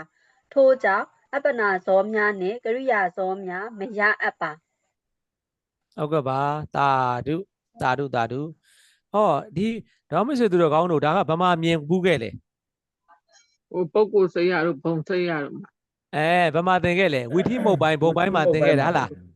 ဝီထိမုတ်ပိုင်းသိခဲ့ရင်ဒါကရှင်းပြစားတာမလို့တော့ဘူးဒါမှပြန်ရှင်းပြမှာပါတော့ပြောပြတာနော်တကယ်ကြလေဝီထိမုတ်ပိုင်းမှာဒါတွေသင်ထားပြီးသားလားမသင်ရသေးဘူးလား ပြန်ထားပါတယ် ဒါဆိုတော့သူတော်ကောင်းတို့လောကမှာဒေါမဆွေတွေပုဂ္ဂိုလ်2မျိုးပဲခွဲပြပါဦးပုဂ္ဂိုလ်2မျိုးပဲလိုချင်တယ်ဘယ်ပုဂ္ဂိုလ်နဲ့ဘယ်ပုဂ္ဂိုလ်လဲ ပုထုဇဉ်နဲ့ ပုရုတိခပုဂ္ဂိုလ်နဲ့အတ္တ သိက္ခာပေါ့ ပုထုဇဉ်နဲ့အရိယာ ဒါလည်းဟုတ် ပုထုဇဉ်နဲ့အရိယာဒါဆိုရင်ပုထုဇဉ်မှာပုဂ္ဂိုလ်ဘယ်နှဦးရှိတယ် ဒီဦး ၄ဦးအဲ့၄ဦးကဘာလဲဒုက္ခတိအာဟိပုဂ္ဂိုလ်ဒုက္ခတိအာဟိပုဂ္ဂိုလ်ဝိဟိပုဂ္ဂိုလ်ဝိဟိပုဂ္ဂိုလ်လိုက်နိုင်လားအဆင်ပြေလား ပြေးပါတယ် တိုင်းနိုင်ပါလေဆရာ ဒါဆိုရင်ပုထုဇဉ်ကိုပုဂ္ဂိုလ်၄မျိုးခွဲပြပါ ဒုက္ခတိအာဟိ ဒုက္ခတိအာဟိပုဂ္ဂိုလ်ဒုက္ခတိအာဟိပုဂ္ဂိုလ်တိဟိပုဂ္ဂိုလ် ဟုတ်ကဲ့ပါပုထုဇဉ်ကိုပုဂ္ဂိုလ်၄မျိုးခွဲလို့ရပါပြီအရိယာကိုပုဂ္ဂိုလ်2မျိုးခွဲပြပါ သိက္ခာ တိ နဲ့ ခနဲ့အတိခပု ဟုတ်တယ်တိခနဲ့အတိခပုဂ္ဂိုလ်တော်လိုက်တာတော့မသူတော်ကောင်းတို့ဒါဆိုရင်အရိယာကိုပုဂ္ဂိုလ်၈ဦးခွဲပြပါ သောတာပတိမေ မေဗလာပုဂ္ဂိုလ် သောတာပတိမေခန္ဓာပုဂ္ဂိုလ် သတ္တံပုဂ္ဂိုလ်သရဂါမိမတ္တံပုဂ္ဂိုလ် မေဗလာပုဂ္ဂိုလ် အဟာပုဂ္ဂိုလ်ကတံပုဂ္ဂိုလ်အရဟတမဂ္ဂတံပုဂ္ဂိုလ်သောတာပတိသတ္တံပုဂ္ဂိုလ်အနာဂါမိသတ္တံပုဂ္ဂိုလ်အနာဂါမိသတ္တံပုဂ္ဂိုလ်အရဟတသတ္တံပုဂ္ဂိုလ် ရာဇလတံပုဂ္ဂိုလ် ဟုတ်ကဲ့ပါတာဓုဒါဆိုရင်ပုဂ္ဂိုလ်တွေခွဲတတ်သွားပြီလား ခွဲတတ်ပါ အဆိုတော့သူတို့ကောင်းတို့အရိယာဒါတော့ကြော်တင်လို့ပြောရမရဒါလေးကျွန်တော်ဟိုလေးစာမျက်နှာ41ကိုပြန်သွားလိုက်မယ်နော်41မှာဒုက္ခတိအာဟိပုဂ္ဂိုလ်မှာဒုက္ခတိအာဟိပုဂ္ဂိုလ်တွေဒီဘယ်ဘုံဌာနကိုဖြစ်တာလဲ ပဲလေးဘုံ လေးပုဂ္ဂိုလ် ဘယ်လေးဘုံဟုတ်ပါတယ်သူ့ရဲ့ပဋိသန္ဓေစိတ်တွေကဘယ်စိတ်လဲ အကုသလဝိပ အကုသလဝိဘတ်ပိခာတရိနာစိတ်တပါ ဒီလာပဲစိတ်တပါ ဟောဟိတ်နဲ့မရှင်တော်လို့ရေးထားတာတွေ့လား တွေ့ပါတယ် ပြပါတယ် ဘာကြောင့်ဟိတ်နဲ့မရှင်တာလို့ရေးထားလဲအာဟိတ်စိတ်ထဲကမို့လို့ ပို့လို့ပါ နော်ဘာစိတ်ထဲကမို့လို့လဲအာဟိတ်စိတ်ထဲကမို့လို့ဟိတ်နဲ့ဟိတ်မရှင်တော်လို့ရေးထားတာပါနော်တော့မရှိသူတော်ကောင်းတို့ဒီလိုက်နိုင်လား ဟုတ်ကဲ့ပါ နောက်တစ်ခုသုကတိအာဟိပုဂ္ဂိုလ်ဟောသုကတိအာဟိပုဂ္ဂိုလ်မှာနှစ်ပိုင်းခွဲလားမခွဲဘူးလား ပဲပါတယ် သုကတိအာဟိပုဂ္ဂိုလ်မှာလူဘုံနဲ့စတုမာဟာရိဘုံရဲ့အသင်ညက်တဲ့မြမဘုံရဲ့ခွဲလားမခွဲဘူးလား ခွဲထားပါ ဆွဲပါတယ် သုကတိအာဟိမှာလူဘုံနဲ့စတုမာဟာရိနတ်ဘုံမှာရောက်တာဒီဖြစ်တဲ့ပဋိသန္ဓေစိတ်ကဘာစိတ်လဲ အာဟိ ဟိမရှင်တော်ဟိမနာပါတန်ရပါစိတ်အာဟိလာပဲစိတ်တပါဟိုကြတော့ရုပ်ပတိတန်ဟိုဟိမရှင်တော်ဇီဝိတနဝကရုပ်ပတိတန်နေတပါ ဟုတ်ကဲ့ပါတာဓုအခုကျွန်တော်ပြောတာဒီလူဘုံနဲ့စတုမာဟာရိဘုံကိုပဲပြောတာနော်လူဘုံနဲ့စတုမာဟာရိဘုံရဲ့ပဋိသန္ဓေစိတ်ဆိုရင်တော့အာဟိကုသလဝိဘတ်ဥပိ္ပခာသနာစိတ်တပါးတည်းပါခင်ဗျနောက်တော့သူတော်ဟောအသင်ညတ်တဲ့ဘုံရဲ့ပဋိသန္ဓေဆိုရင်ပဋိသန္ဓေစိတ်လို့သုံးလို့မရဘူးနော် ဟုတ်ကဲ့ အသင်ညတ်တဲ့ဘုံသားကြတော့ပဋိသန္ဓေလို့ပဲသုံးလို့ရတယ်နော်ဒါကြောင့်ဇီဝိတနဝကကလတ်ရုပ်ပဋိသန္ဓေကဲဒါဆိုရင်ဒေါ်မွေးမွေးခင်ဗျာဇီဝိတနဝကကလတ်မှာပါဝင်တဲ့ရုပ်တွေကိုဖော်ပြပါဦး အာဝိနိဘောကရုပ်စေပါကဘုရားပထဝီတေဇောဝါအာဘောပထဝီအာဘောတေဇောဝါယောရဲ့နောက်ပြီးတော့ဝိနာခန္ဓာရသနဲ့ဩဇာယုတ်ပါ အဲ့ရှိပါတယ်လား စီဝိတယုတ်ပါ ဝိတာ အာ ယု ဂ တ် တ ပါ သံ ဇီဝိတယုတ်နေဟုတ်လားစာရီပြေကုန်ပြီစာရီပြေကုန်ပြီစာရီဘယ်လောက်မှတ်မိလဲလို့ကဒါစသတ်ပြီးတော့မစေတလား ဟုတ်ဟုတ်ဒီဝိဒယုတ်တပါ စီဝိတယုတ်ပါ ဇ ဇီဝိတနဝကကလရုပ်ပဋိသန္ဓေမှာအယုတ်မှာပါဝနာဇီဝိတနဝကဆိုတော့9ပါးမဟုတ်ဘူးလား ဟုတ်ပါ နဝက9ပါးဟောဇီဝိတယုတ်တစ်ပါးရဲ့အဝိနေဘောကယုတ်10ပါးရဲ့ပေါင်းလိုက်9ပါးမရဘူးလား ဟုတ်ကဲ့ပါ ရုပ်ပိုင်းနေမြေကုန်ပြီချမ်းစာတွေမြေကုန်ပြီချမ်းစာတွေမြေကုန်တော့မရှိဘူးနော်ကြောင့်ဟိတ်လုံးဝမရှိတော့ဒါဆိုရင်ဘာကြောင့်ဟိတ်မရှိတာလဲရုပ်တွေမှာဟိတ်တွေရှင်းနိုင်လား ရှင်းနိုင်ပါ ဒီမှာ ကဲတော့စာမေးမယ်နားထောင်ပါဟိတ်ဒီစိတ်လားစေတသိက်လား စေတသိက်ပါ ဟုတ်တယ်စေတသိက်ဗမာရှင် စိတ်မိုင်းမှာ ပါရှင်ရုပ်မှာရှင်းနိုင်လား မရှင်းနိုင်ပါဘူး မရှင်းနိုင်လို့အာဟေတုကလို့ကျွန်တော်သင်ခဲ့လားမသင်ခဲ့ဘူးလား သင်ခဲ့တယ်နော်ဒါကြောင့်တော့ဒီပြန်စာကိုပြန်တွေးပြတာပါနော်ရုပ်ပိုင်းစာလေးတွေနော်ဟိတ်လုံးဝမရှိတော့ဇီဝိတနဝကကလဘာပရိသန်နေလေရုပ်ပရိသန်နေ ရုပ်ပရိသန်နေ ဒါတခုတော့မသူတော်ကောင်းတို့ဒွိဟိတ်ပုဂ္ဂိုလ်ဟာကာမတုဂတိ9ဘုံမှာမရှိဘူးလားပုရုဇဉ်လေ ဒီပါလေ နော်ပုရုဇဉ်ဘုံကာမတု9ဘုံမှာသူရဲ့ပရိသန်နေစိတ်လေးဟာ မဟာဝိပညာနာဝိပယ ညာနာဝိပယုတ်စိတ် ဟုတ်တယ်မှန်ပါတယ်မဟာဝိဘညာနာဝိပယုတ်စိတ်ဘယ်နှပါလဲ ဒီပါ ဒီပါနောက်တစ်ခုတိဟိတ်ပုဂ္ဂိုလ်တိဟိတ်ပုဂ္ဂိုလ်ကြတော့ကာမတုဂတိ9ဘုံဝေဟတ်ဖို့တိုင်အောင်ရူပ10ဘုံအရူပ4ဘုံဒါဆိုရင်ကာမတုဂတိ9ဘုံမှာပဋိသန္ဓေနေတဲ့စိတ်လေးဖော်ပြပါ မဟာဝိပညာနာ ညာနာကံယုတ်စိတ်၄ပါး ဒါဆိုတော့သူတို့ကောင်းတို့အဲ့မဟာဝိဘတ်လေညာနာတံပြုတ်စိတ်၄ပါးနဲ့မိလာပြီမဟာဝိဘတ်ညာနာတံပြုတ်စိတ်၄ပါးနဲ့ပဋိသန္ဓေနေဖို့အတွက်ဘာကုသိုလ်တွေပြုမှရမှာလဲ ဟိုဥက္ကဋ္ဌဟိုပါလေတိရိဥက္ကဋ္ဌကုသိုလ်ပြုပါ မှန်ပါတယ်ခင်ဗျာတာဓုစာတွေဆက်ဆက်နေလားမဆက်ဆက်နေဘူးလား ဆက်ဆက်နေပါ တွေ့လားအဲ့လိုစာတွေဘယ်လောက်ပြန်နားလေလေလို့ပြန်ခေါ်လို့ရလားမရဘူးလား ရပါ ရပါ ရတယ်တွေ့လားမဆိုတော့တော့သူတို့ကောင်းနော်ဒါဆိုရင်မဟာဒီရဆိုတော့မဟာဝိဘတ်ညာနာတံပြုတ်စိတ်၄ပါးနဲ့ပဋိသန္ဓေနေဖို့တိဟိဥက္ကဋ္ဌကုသိုလ်တွေပြုဖို့လိုလားမလိုဘူးလား ဝိပါတယ် ဟုတ်ပါတယ် ဟုတ်တယ်နော်တိဟိဥက္ကဋ္ဌကုသိုလ်တွေပြုကြလား ပြုပါ တိဟိဥက္ကဋ္ဌကုသိုလ်ဆိုတာဘယ်လိုကုသိုလ်ပြုလဲတယောက်ပြောပြပါလားနာမည်နဲ့မခေါ်ဘူးတို့ကြလူမရှိပါဆိုလို့ ဒီနောက်ကုသိုလ်ဆက်ဒီနောက်ကုသိုလ် ညာနာတန်မြုပ်စိတ်၄ပါးနဲ့ရှင်ပြီးတော့ရှေ့နောက်ကတာကုသိုလ်တွေခြံရံပြီးတော့ကုသိုလ်မပြုပြီးနဲ့ကုသိုလ်ပြုမိမှာရှေ့နောက်နဲ့တန်ကုသိုလ်တွေခြံရံတော့ပြီးတော့ပြုတာတိဟိတ် ဥက္ကဋ္ဌ ဥက္ကဋ္ဌကုသိုလ်ခေါ် တိဟိဆိုတာဥတော်ဆိုပြုတဲ့အခါမှာညာနာတံပြုတ်စိတ်၄ပါးနဲ့၄ပါးတည်းကတစ်ပါးနဲ့ပြုတဲ့ကုသိုလ်ဖြစ်ရမယ်ဟုတ်လား ဟုတ်ပါ အဲဆိုရင်ညာနာတံပြုတ်စိတ်၄ပါးဖြစ်ဖို့ဘယ်နှချက်လိုအပ်လဲ သုံးချက် ဟုတ်တယ်မှန်တယ်ဗျာတာဓုအဲ့၃ချက်ကဘာတွေလဲ ဥပ္ပမုံစအပရ သွားပြီအမှလွဲပြီခဏနဲ့နားထောင်ပါ ကုသိုလ် ခဏလေးအားလုံးနားထောင်လိုက်ပါအားလုံးနော်တတ္တာမေတ္တာပညာ၃ချက်ညီရမယ်လေ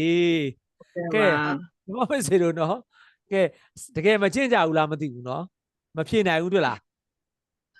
တကယ်ကျင့်ရမယ်တရားတွေနော်မကျင့်ကြဘူးတွေ့လား ဟုတ် စိတ်မစိုးနဲ့တော့တော့မစေလို့ သူပါ တော့မစေလို့ တတ်တာလောက်တာစာဟိုဒီနဲ့မကျင့်ပြဘူး မကျင့်လို့မရဘူးမကျင့်ရှုံးသွားလိမ့်မယ်နော်အချိန်မရွေးသွားနိုင်တဲ့ခန္ဓာကြီးကနော်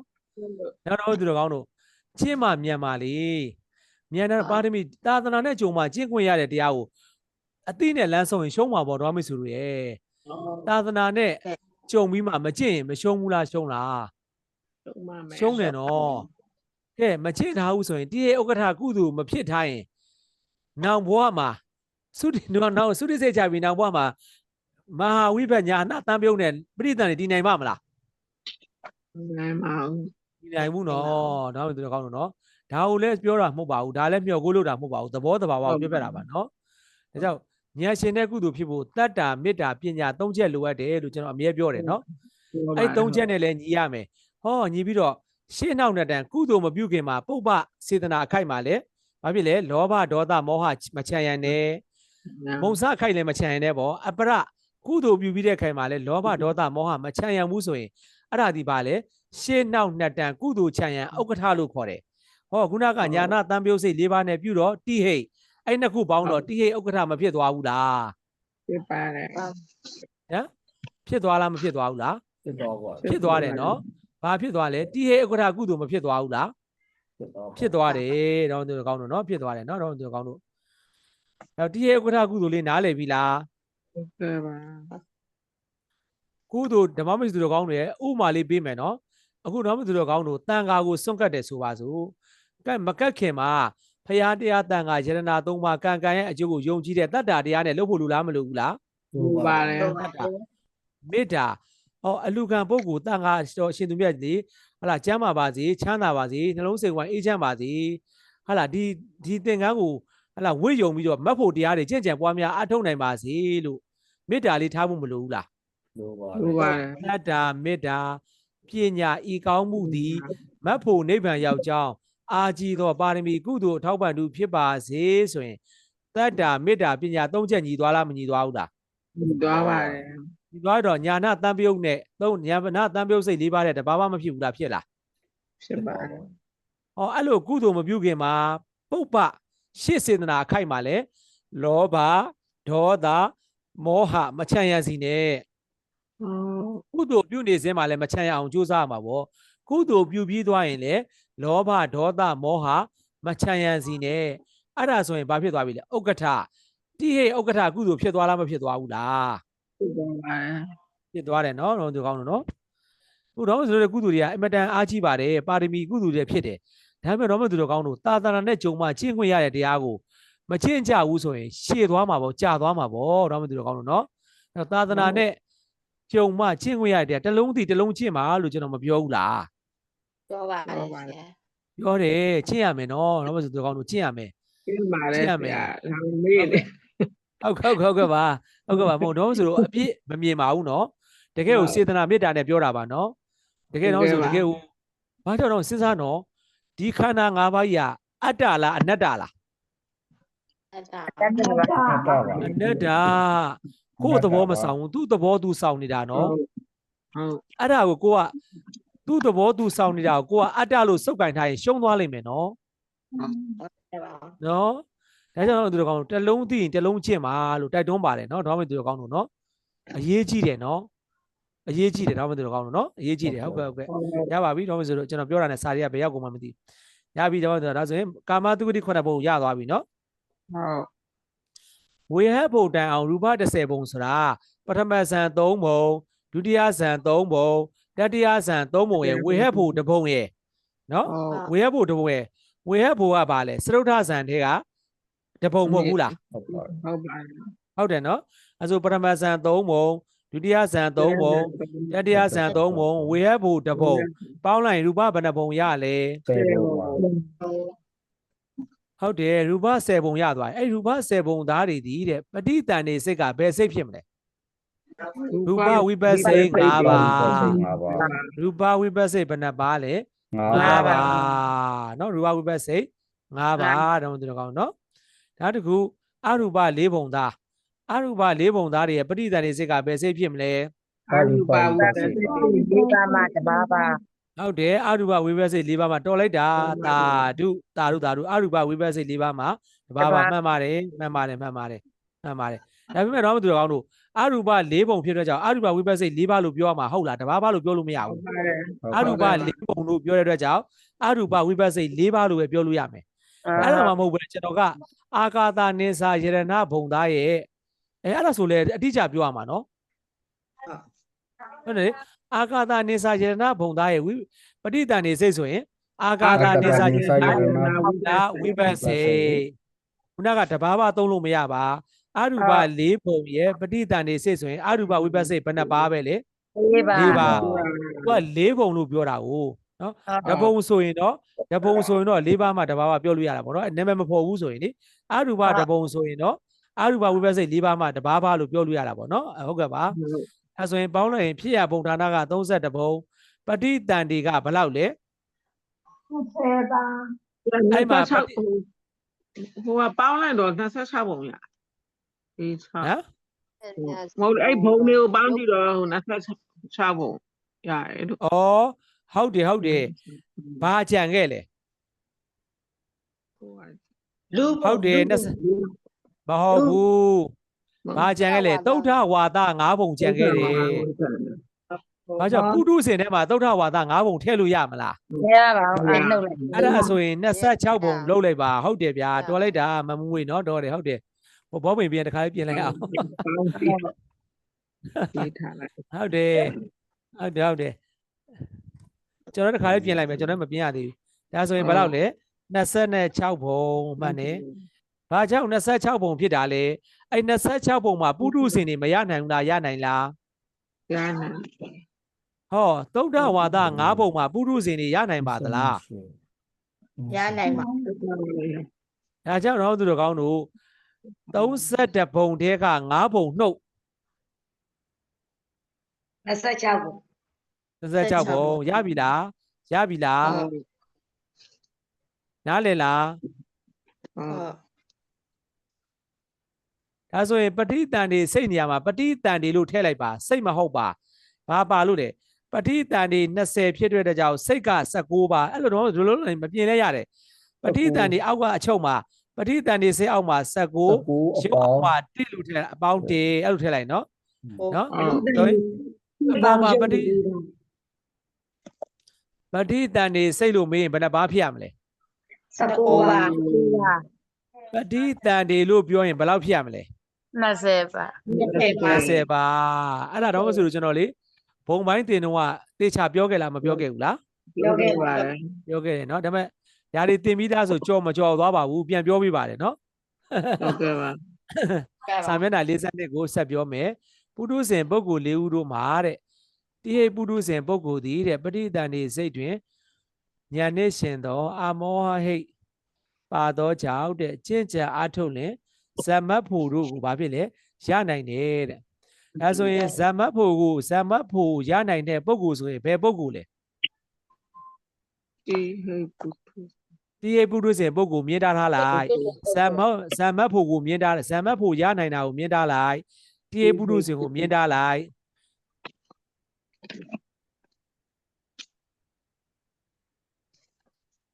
ဇမ္မတ်ဖို့ရအောင်ကျင့်နိုင်တဲ့ပုဂ္ဂိုလ်ဒီဘယ်ပုဂ္ဂိုလ်လဲ ဒီပုထုဇဉ် တိဟိပုထုဇဉ်ဟုတ်ပါတယ်သာဓုဒီတိမရှင်းတာရှိလား ရှိပါ တကယ်မရှိဘူးနော်ထို့ကြောင့်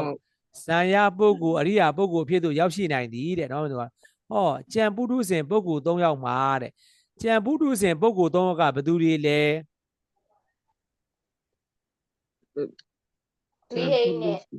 ဒီဟိနဲ့ဟိုဟာ ဒီဟိပုဂ္ဂိုလ် ဟိုပါလေခုနဟို ဒုက္ကတိအာဟိပုဂ္ဂိုလ် ဒီအာဟိပုဂ္ဂိုလ် လ် ရဒုက္ကတိရ ဟုတ်တယ်မှန်တယ်ကြောဒါဆိုကြံ तू ကပါလေဇမ္မတ်ဖို့မရနိုင်တာကြံပုထုဇဉ်ပုဂ္ဂိုလ်ဘယ်နှယောက်လဲ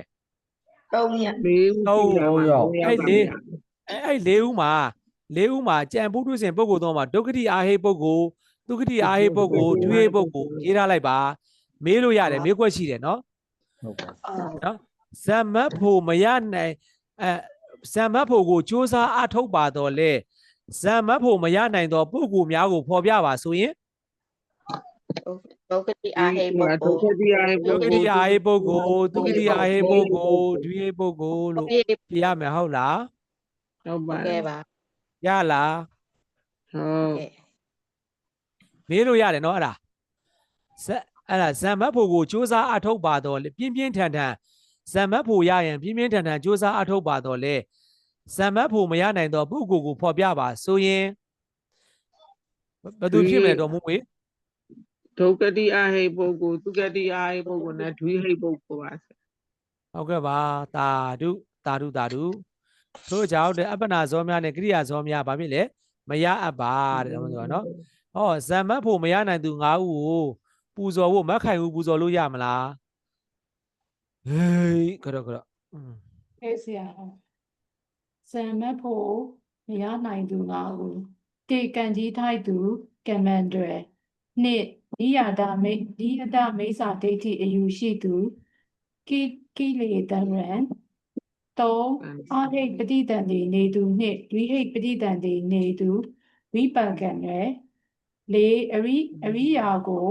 ကဲ့ရဲ့ဆွဆွဲသူအရိယူပဝါဒရံ ဝါဒန္တရေ ဝါဒံရယ်5ဘုရားရှင်ပြည့်ညတ်ထားသောတိက္ခာပုဒ်များကိုကျူးလွန်သူအာနာဝိတိကမံရယ်တို့ဖြစ်ပါ အာ သည် နာဟုတ်ကဲ့အာနာဝိတိတ်ကမဝိတိတ်က ကမ မ န္တ ရေ ရေကမန္တရေ နာဝိ နော် တိ ဟုတ်ကဲ့ဟုတ်ကဲ့ တ် ဟုတ်ကဲ့ပါဒီမှာရပြီဇမတ်ဖို့မရနိုင်သူပုဂ္ဂိုလ်ကဘယ်နဲ့ဇမတ်ဖို့မရနိုင်သူက9ဦးပုဂ္ဂိုလ်လို့မမေးဘူးနော်အဲ့မှာတော့မသူတော်ကောင်းလို့မမေးဘူးမေးလိုက်ဖြေနိုင်ရမယ်နော်ဇမတ်မေးခွန်းကိုသိချဖတ်မယ်ဇမတ်ဖို့မရနိုင်တဲ့ပုဂ္ဂိုလ်ဆိုဘယ်နှဦးလဲ 3 ဦး 3ဦးဇမတ်ဖို့မရနိုင်သူလို့မေးရင်ဘယ်နှဦးလဲ9ဦး 5 ဦး အဲ့ဒါမေးခွန်းကိုသိချဖတ်နော် ဟုတ်ကဲ့ ဇမတ်ဖို့မရနိုင်တဲ့ပုဂ္ဂိုလ်လို့မေးရင်3ဦးမရနိုင်သူလို့မေးရင်5ဦး မမေးတော့မမေးဘူးမေးလိုက်ရင်ဖြေနေလို့ရအောင်နော်မေးလိုက်ရင်မြန်မာလိုပဲချရေးလိုက်ရတယ်နော်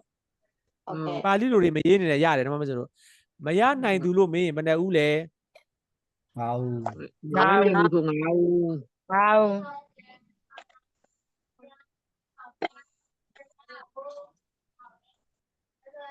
ကံကြီးထိုက်သူဆိုတာဘာကိုပြောတာလဲသိလား အမိကစောကလည်းသူတို့အဖောက်စောကလည်းကန်ကြီးထိုင် ဟုတ်တယ်ပင်စာနန္ဒိယကံ၅ပါးပေါ့နော်မရှိဘူးနော်ကံကြီးထိုက်တယ်ဆိုတာပင်စာနန္ဒိယကံကိုဒီဘဝမှာကျူးလွန်ထားရင်တော့ကြိုက်တဲ့လောက်ကျင့်တိဟိတ်ပုဂ္ဂိုလ်ဖြစ်ပါစေဇမတ်ဖို့မရပါဘု து ကိုတတ်သိထားပြီးပြောလေ ဟို သာတတ မှန်တယ်အစာတသက်ပုဂ္ဂိုလ်ဟုတ်ပါတယ်ခင်ဗျာနော်နောက်တစ်ခုနိယတမိစ္ဆာဒိဋ္ဌိအယူရှိတဲ့သူတဲ့နိယတမိစ္ဆာဒိဋ္ဌိဘယ်နှပါးရှိလဲ3ပါး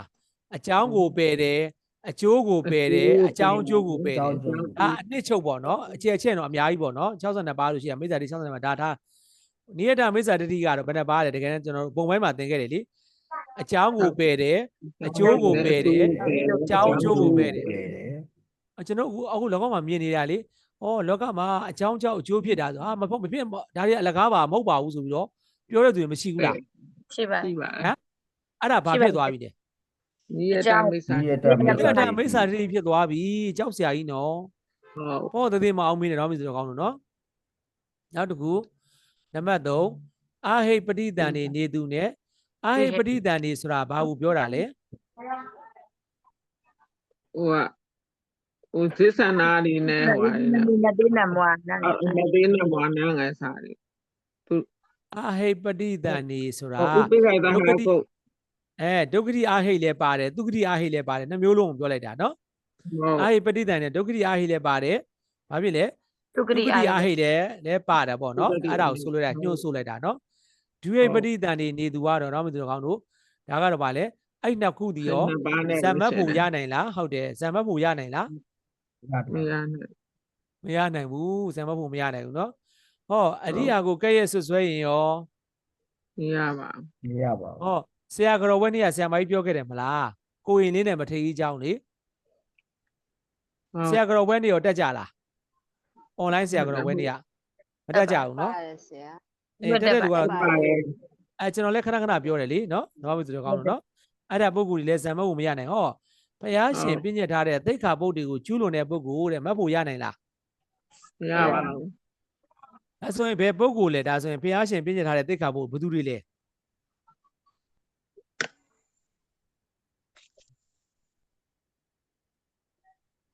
ပြောင်းတော့ပြောပါအောင်ဘယ်သူသိလဲ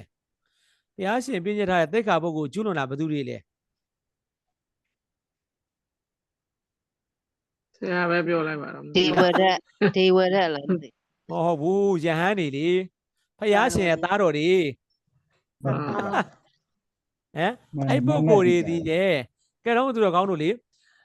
ဖယားရှင်ပြည့်ညက်ခဲ့တယ်လေယဟန်နေမေထုံမှုမပြုတ်အောင်လို့ဖယားရှင်ပြည့်ညက်ခဲ့တယ်လေမေထုံမီဝဲရင်အဲ့ဗာလဲပါရာဇိကကြလို့မကြားဘူးလား ကြောက်ပါ ဟောပါရာဇိကကြတဲ့ပုဂ္ဂိုလ်ကဇံမတ်ဖို့ရနိုင်မှာတော့မလား အဲ့သဘောလေးပါနော်ဒါမှမဟုတ်ဒါသဘောပေါက်ရှင်းပြတာပါနော်ဒါဆိုရင်အရိယာပုဂ္ဂိုလ် 8 ဦးကိုဒေါ်နွယ်မာဝင်းရှိလား ဟုတ်ကဲ့ရှိပါတယ်ဆရာ ဟုတ်ကဲ့ဒေါ်နွယ်မာကျွန်တော်အရိယာပုဂ္ဂိုလ် 8 ဦးလေးပူဇော်ပေးပါအောင်ခင်ဗျာ ကဲအရိယာပုဂ္ဂိုလ် 8 ဦးလက္ခဏာ၌တည်ဆဲပုဂ္ဂိုလ် 4 ဦးဖိုးရပြီးသောပုဂ္ဂိုလ် 4 ဦးသောတာပတ္တိမေကထံပုဂ္ဂိုလ် 1 ဦးသောတာပတ္တိဖလထံပုဂ္ဂိုလ် 1 ဦးတဂရဂာမိမေကထံပုဂ္ဂိုလ် 1 ဦးတဂရဂာမိဖလထံပုဂ္ဂိုလ် 1 ဦးအနာဂာမိမေကထံပုဂ္ဂိုလ် 1 ဦးအနာဂာမိဖလထံပုဂ္ဂိုလ် 1 ဦးအရဟတမေကထံပုဂ္ဂိုလ် 1 ဦးအရဟတဖလထံပုဂ္ဂိုလ် 1 ဦးတိတ်တခဏတစ်ချက်အတွင်းသာမက်စိတ်မေကထံပုဂ္ဂိုလ်ဖြစ်သည်မက်စိတ်ချုပ်ပြီးခဏမဆိုင်ဖိုစိတ်ဖလထံပုဂ္ဂိုလ်ဖြစ်သည်မှတ်ချက်ပါပြောရမလားဆရာ ဟုတ်ကဲ့ပူဇော်လိုက်ပါခင်ဗျာဟုတ်ကဲ့ပါခင်ဗျာပူဇော်လိုက်ပါနော် တိခပုဂ္ဂိုလ် 9 ဦးသောတာပတ္တိမေကထံပုဂ္ဂိုလ်မှအရဟတမေကထံထိအတိခပုဂ္ဂိုလ် 1 ဦးအရဟတဖလထံပုဂ္ဂိုလ်တိဟိပုဂ္ဂိုလ် 9 ဦးတိဟိပုတုဇဉ်ပုဂ္ဂိုလ် 1 ဦးအပေါင်းအရိယာပုဂ္ဂိုလ် 8 ဦးပါဆရာ ဟုတ်ကဲ့ပါတာဓုမက္ခဏ၌ပဲတည်ဆဲပုဂ္ဂိုလ် 4 ဦးကဘာသူလဲသောတာပတ္တိမက္ခထံပုဂ္ဂိုလ် 1 ဦးသဂရဂမိမက္ခထံပုဂ္ဂိုလ် 1 ဦးအနာဂမိမက္ခထံပုဂ္ဂိုလ် 1 ဦးအရဟတမက္ခထံပုဂ္ဂိုလ် 1 ဦးဘယ်နှဦးလဲ4 ဦးဟောမက္ခဝီထီသင်ခဲ့လားမသင်ခဲ့ဘူးလား သင်ခဲ့ပါတယ် သောတာပတ္တိမက္ခဝီထီတို့အထမက္ခဝီထီသင်ခဲ့လားမသင်ခဲ့ဘူးလား သင်ခဲ့ပါတယ် ဟောသင်တဲ့အချိန်မှာကျွန်တော်ရှင်းပြခဲ့လားမရှင်းပြခဲ့ဘူးလား သင်ခဲ့ရှင်းပြခဲ့ပါတယ် မတ်စိတ်လေးခဏလေးဥပတ်ထီပင်ဆိုတဲ့ခဏငယ်3ချက်စိတ်တခဏတစ်ချက်ပဲကြားတယ်အဲ့အခိုက်လေးကိုပဲမက္ခဏ၌မက္ခထံပုဂ္ဂိုလ်လို့ပြောလိုက်တာအဲကြောင့်လောကမှာတတ္တန်အတူဆုံးပုဂ္ဂိုလ်ဆိုရင်ဘယ်သူ့ကိုပြောလို့ရလဲ မက္ခထံပုဂ္ဂိုလ် အဲ့ဒါတော့မဆိုကျန်တဲ့လူဖြစ်နိုင်မဟုတ်တော့မဆိုတော့ဖြစ်နိုင်ပါသီလားလောကမှာတတ္တန်အတူဆုံးပုဂ္ဂိုလ်လို့မေးလိုက်ရင်အဲ့ဒါတော့မဆိုဖြစ်နိုင်သွားပြီနော် ဟုတ်ကဲ့ပါ မက္ခထံပုဂ္ဂိုလ် 4 ဦးဗျာဒါပေမဲ့အဲ့လိုဟိုလေးမပြောဘဲနဲ့အသေးစိတ်ဖြော်ပြလိုက်ပေါ့သောတာပတ္တိမက္ခထံပုဂ္ဂိုလ် 1 ဦးတဂရဂမိမက္ခထံပုဂ္ဂိုလ် 1 ဦးအနာဂမိမက္ခထံပုဂ္ဂိုလ် 1 ဦးအရဟတမက္ခထံပုဂ္ဂိုလ် 1 ဦး 4 ဦးလို့ဖြေလိုက်ရလားမရဘူးလား ရပါတယ် ရတယ်နော်တော့မသူကောင်းရတယ်နော်တော့မသူကောင်းဒါဆိုရင်ဒါနားလည်သွားပြီဖိုရပြီးသောဖို့ပုဂ္ဂိုလ်ဘယ်နှဦးရှိလဲ4 ဦးသောတာပတ္တိဖလားတံပုဂ္ဂိုလ် 1 ဦးသဂရဂမိဖလားတံပုဂ္ဂိုလ် 1 ဦးအနာဂမိဖလားတံပုဂ္ဂိုလ် 1 ဦးအရဟတဖလားတံပုဂ္ဂိုလ် 1 ဦးဒါဆိုရင်သူတော်ကောင်းတို့ပြန်ပြေးမယ်မက်ရပြီးကာလမချပါနဲ့ဘာတန်းရ ကိုတန်းရပါတယ် ဟောဒါဆိုရင်မန္တပုဂ္ဂိုလ်ဆိုရင်ဖိုစိတ်ဘယ်နှကြိမ် ဒါပုဂ္ဂိုလ်ကနှစ်ကျင်း 2 ကြိမ်တိခါပုဂ္ဂိုလ်ဆိုရင်ဖိုစိတ်ဘယ်နှကြိမ် 3 ချိန် တော်လိုက်တာသာဓုဒါဆိုရင်မှတ်ချက်လေးကိုခုနကဟောတိခါပုဂ္ဂိုလ်နဲ့အရိယာပုဂ္ဂိုလ်ရှိဦးပဲပုဂ္ဂိုလ် 2 ဦးပြန်ခွဲလို့မရဘူးလား ရပါတယ် တိခါပုဂ္ဂိုလ်နဲ့အတိခါပုဂ္ဂိုလ်ဒါဆိုရင်တိခါပုဂ္ဂိုလ်ထဲမှာဘယ်နှဦးဝင်သွားလဲ ကိုတန်းဦး ခဏ ပဲ ဦး 2 ဦးဟုတ်လားအဲ့9 ဦးဒီသောတာပတိမက္ကတံကနေဘယ်ထိပါလဲ သရဟတဘက်ကထ မက္ကတံထိပါတယ်ဟောအတိခါပုဂ္ဂိုလ် 2 ဦးကတော့အတိခါပုဂ္ဂိုလ်ကတော့အရဟတဖလားတံပုဂ္ဂိုလ် 2 ဦးပဲရှိတယ်တွေ့တာတော့မသိတော့ကောင်းဘူးနော်ဟုတ်ပါတယ်ဒါဆိုတော့သူသိသွားပြီလား ပြီး သိ တော့ သွားပါ တိဟိပုဂ္ဂိုလ်ဘယ်နှဦးလဲ9 ဦးရှိတယ်တဲ့အဲ့မှာတိဟိပုတုဇဉ်ပုဂ္ဂိုလ် 2 ဦးနဲ့အရိယာပုဂ္ဂိုလ်ဘယ်နှဦးလဲ 8 ဦး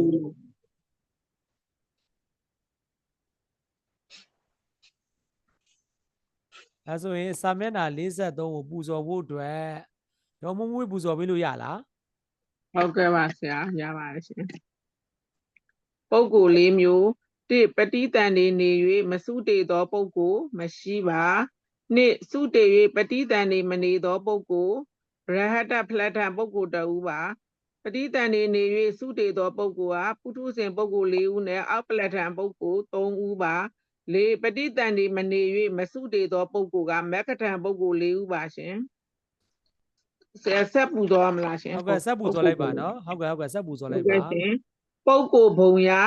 ပုဂ္ဂိုလ်ဟာ12 ဦးရနိုင်သောဘုံပေါင်းပုထုဇဉ် 4 ဦးကဒုက္ခတိအာဟိပုဂ္ဂိုလ် 1 ဦးကကြတော့အပယ် 4 ပုံမှာ ဘုံမောင်းက4ဘုံသူကတိအာဟိပုဂ္ဂိုလ်တဦးကကြတော့လူဘုံတစ်ဘုံရဲ့စတုမာရေဘုံတစ်ဘုံအတ္တညတတစ်ဘုံဘုံမောင်းက3ဘုံမှာနောက်ဒွိဟိပုဂ္ဂိုလ်တဦးကတော့ကာမတုကတိ9ဘုံမှာ9ဘုံဘုံမောင်းကတိဟိပုထုဇဉ်တဦးကကာမတုကတိ9ဘုံရဲ့ဝေဟဖို့တိုင်အောင်ယူပ10ဘုံရဲ့အရူပ4ဘုံရဲ့ဘုံကအလုံး22ဘုံမှာသောတာပတ္တိဒီဘက်ကပုဂ္ဂိုလ်အရိယာ8ဦးကြတော့သောတာပတ္တိမက္ခထံတဦးကကာမတုဂတိ9ဘုံနဲ့ဝေဟဖို့တိုင်အောင်ယူပ10ဘုံအလုံး18ဘုံမှာ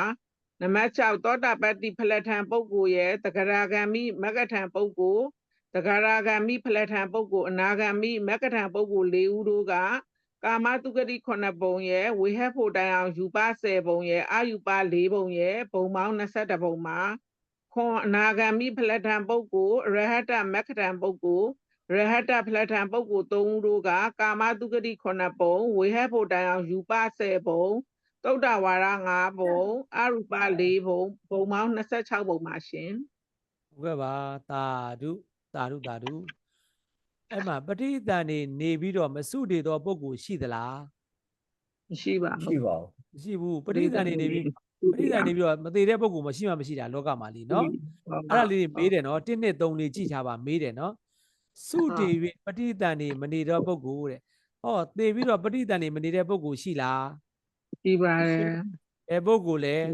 ဘုရားထံပုဂ္ဂိုလ် ရဟတပုဂ္ဂိုလ် အရဟတဖလတံ ရ ပုဂ္ ဟ ဂို တ လ် ဘုရားထံပုဂ္ဂိုလ် အရဟတကြံခဲ့ရင်အမှတ်မရပါနော်အရဟတဖလတံပုဂ္ဂိုလ်တူနောက်တစ်ခုပဋိသန္ဓေနေ၍စုတည်သောပုဂ္ဂိုလ်ပဋိသန္ဓေလည်းနေတယ်သေလည်းသေတဲ့ပုဂ္ဂိုလ်ကဘယ်ပုဂ္ဂိုလ်တွေလဲ ပုထုဇဉ်ပုဂ္ဂိုလ်လေးဦးရဲ့အောက်ပလန်ထ3ခု အောက်ပလတံပုဂ္ဂိုလ်3ပုထုဇဉ်4ဦး ဘုဒ္ဓဇင်လေး 4 ဦး ဦးနဲ့အောက်ပလတံ ဖလတံပုဂ္ဂိုလ်3ဦးဟုတ်ကဲ့ပါအဲ့ဒါလေးချက်ထားမယ်နော်ဒါသဘောတရားသိတိုင်းချက်ဆရာတော့မလို့ပါဘူးသဘောတရားသိရင်ဟုတ်လားနော်မရှိဘူးနော်ပဋိသန္ဓေမနေဘဲနဲ့မစုတည်သောပုဂ္ဂိုလ်ရှိသလားပဋိသန္ဓေ ရှိပါတယ် မနေ၍ နေ မစုတည်သောပုဂ္ဂိုလ်ရှိသလား ရှိပါတယ်မက္ကထံပုဂ္ဂိုလ်တွေ မမွေးလဲမမွေးဘူးမသေးလဲမသေးတဲ့ပုဂ္ဂိုလ်ကပါလေမက္ကတံပုဂ္ဂိုလ်ပုဂ္ဂိုလ်၄ဦးပါဟုတ်ကဲ့ပါတော့မရှိဘူးနော်မတ်ခိုက်မှာသေရိုးထုံးစံမရှိပါနော်မတ်ရပြီးရတယ်ကာလမချဘာရမှာလဲ ပူရပါ သေရမယ့်အတွက်ကြောင့်မတ်ခိုက်မှာသေရိုးထုံးစံမရှိလို့မသေးတဲ့ပုဂ္ဂိုလ်လို့ပြောတာပါနော်တော့မပြောအောင်နော်အဲ့မတ်ခိုက်မှာလဲပရိသန္ဓေနေလို့ရလားမရဘူးဥပ္ပ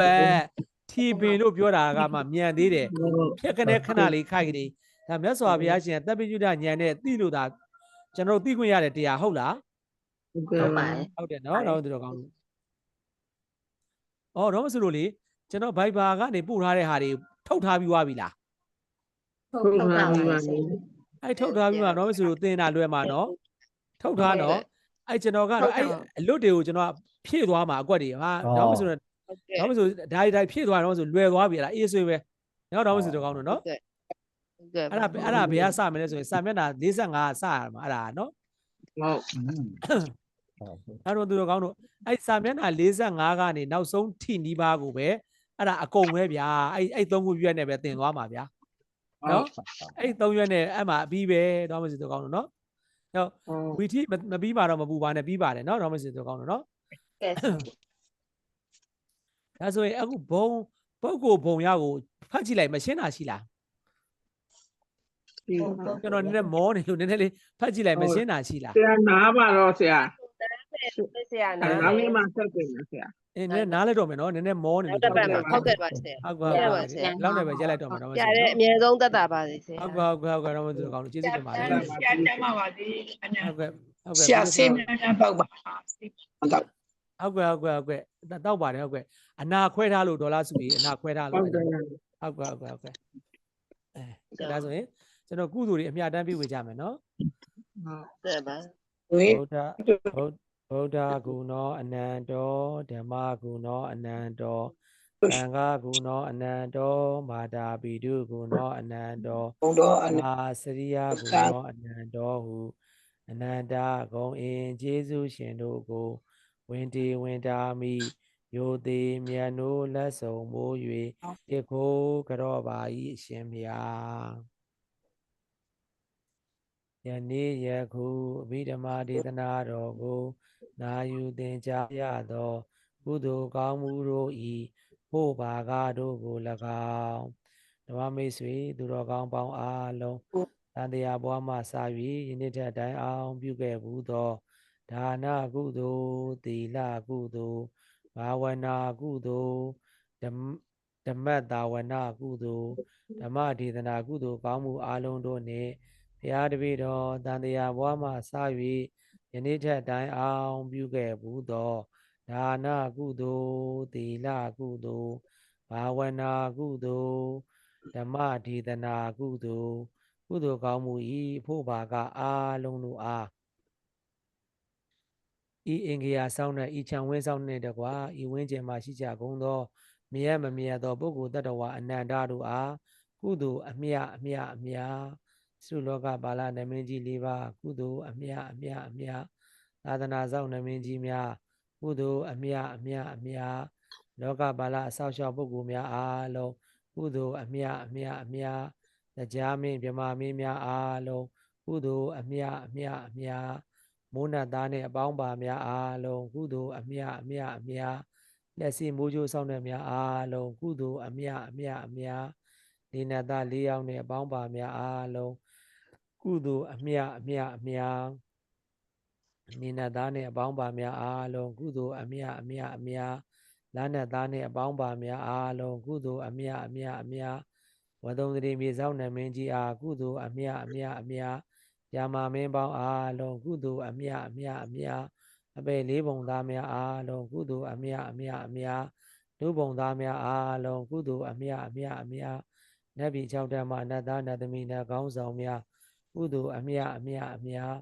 မပြည်20မှမြမများအားလုံးတို့အားကုသိုလ်အမြဘဝအဆက်ဆက်တန်တရားအဆက်ဆက်တော်ဆက်ခဲ့ကြဘူးကုန်သောမိဟောင်းဖဟောင်းဘူဟောင်းဘွားဟောင်း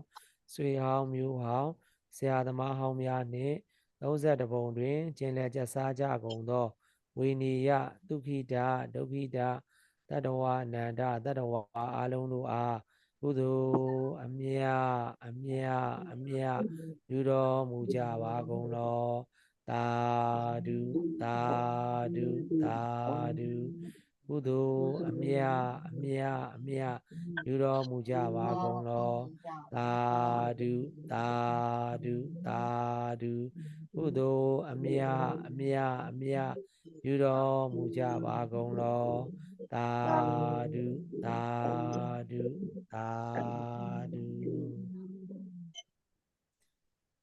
ဓမ္မမိတ်ဆွေသူတော်ကောင်းပေါင်းအားလုံးဘေးရန်ကြောင်းကြဆင်းရဲကင်း၍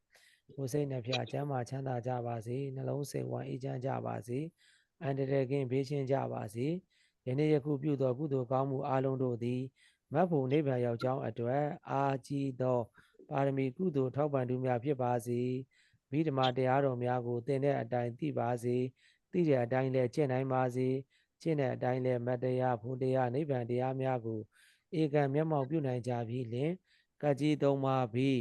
ရန်သူမျိုး၅ပါးပြီးမှကင်းရှင်းလွတ်မြောက်ကြပါစေခမညာပြီးရစုနဲ့ပြပါစေကိုစိတ်ကြကျမ်းမာချမ်းသာပါစေမြတ်သောတတ်တာဖြတ်သန်းပါစေဒီတတ်တာဘေးချမ်းသာစိတ်ဝမ်းအေးချမ်းဘာမိတ်ဆွေသူတော်ကောင်းတွေပြီးသောဆုတလုံးတွပြပြစေဘာမိတ်ဆွေသူတော်ကောင်းပေါင်းအားလုံးစိတ်ချမ်းသာခြင်းဝိချမ်းသာခြင်းနဲ့ပြည့်စုံပြီးနှလုံးစိတ်ဝမ်းအေးချမ်းကြပါစေနှလုံးစိတ်ဝမ်းအေးချမ်းကြပါစေနှလုံးစိတ်ဝမ်းအေးချမ်းကြပါစေဓမ္မမိတ်ဆွေသူတော်ကောင်းတွေပြီးသောဆုနဲ့ဓမ္မမိတ်ဆွေသူတော်ကောင်းများအားလုံးကိုယ်စီကိုငှထက်တူထက်မြပြည့်ဝရရှိကြပါစေခမညာသာဓု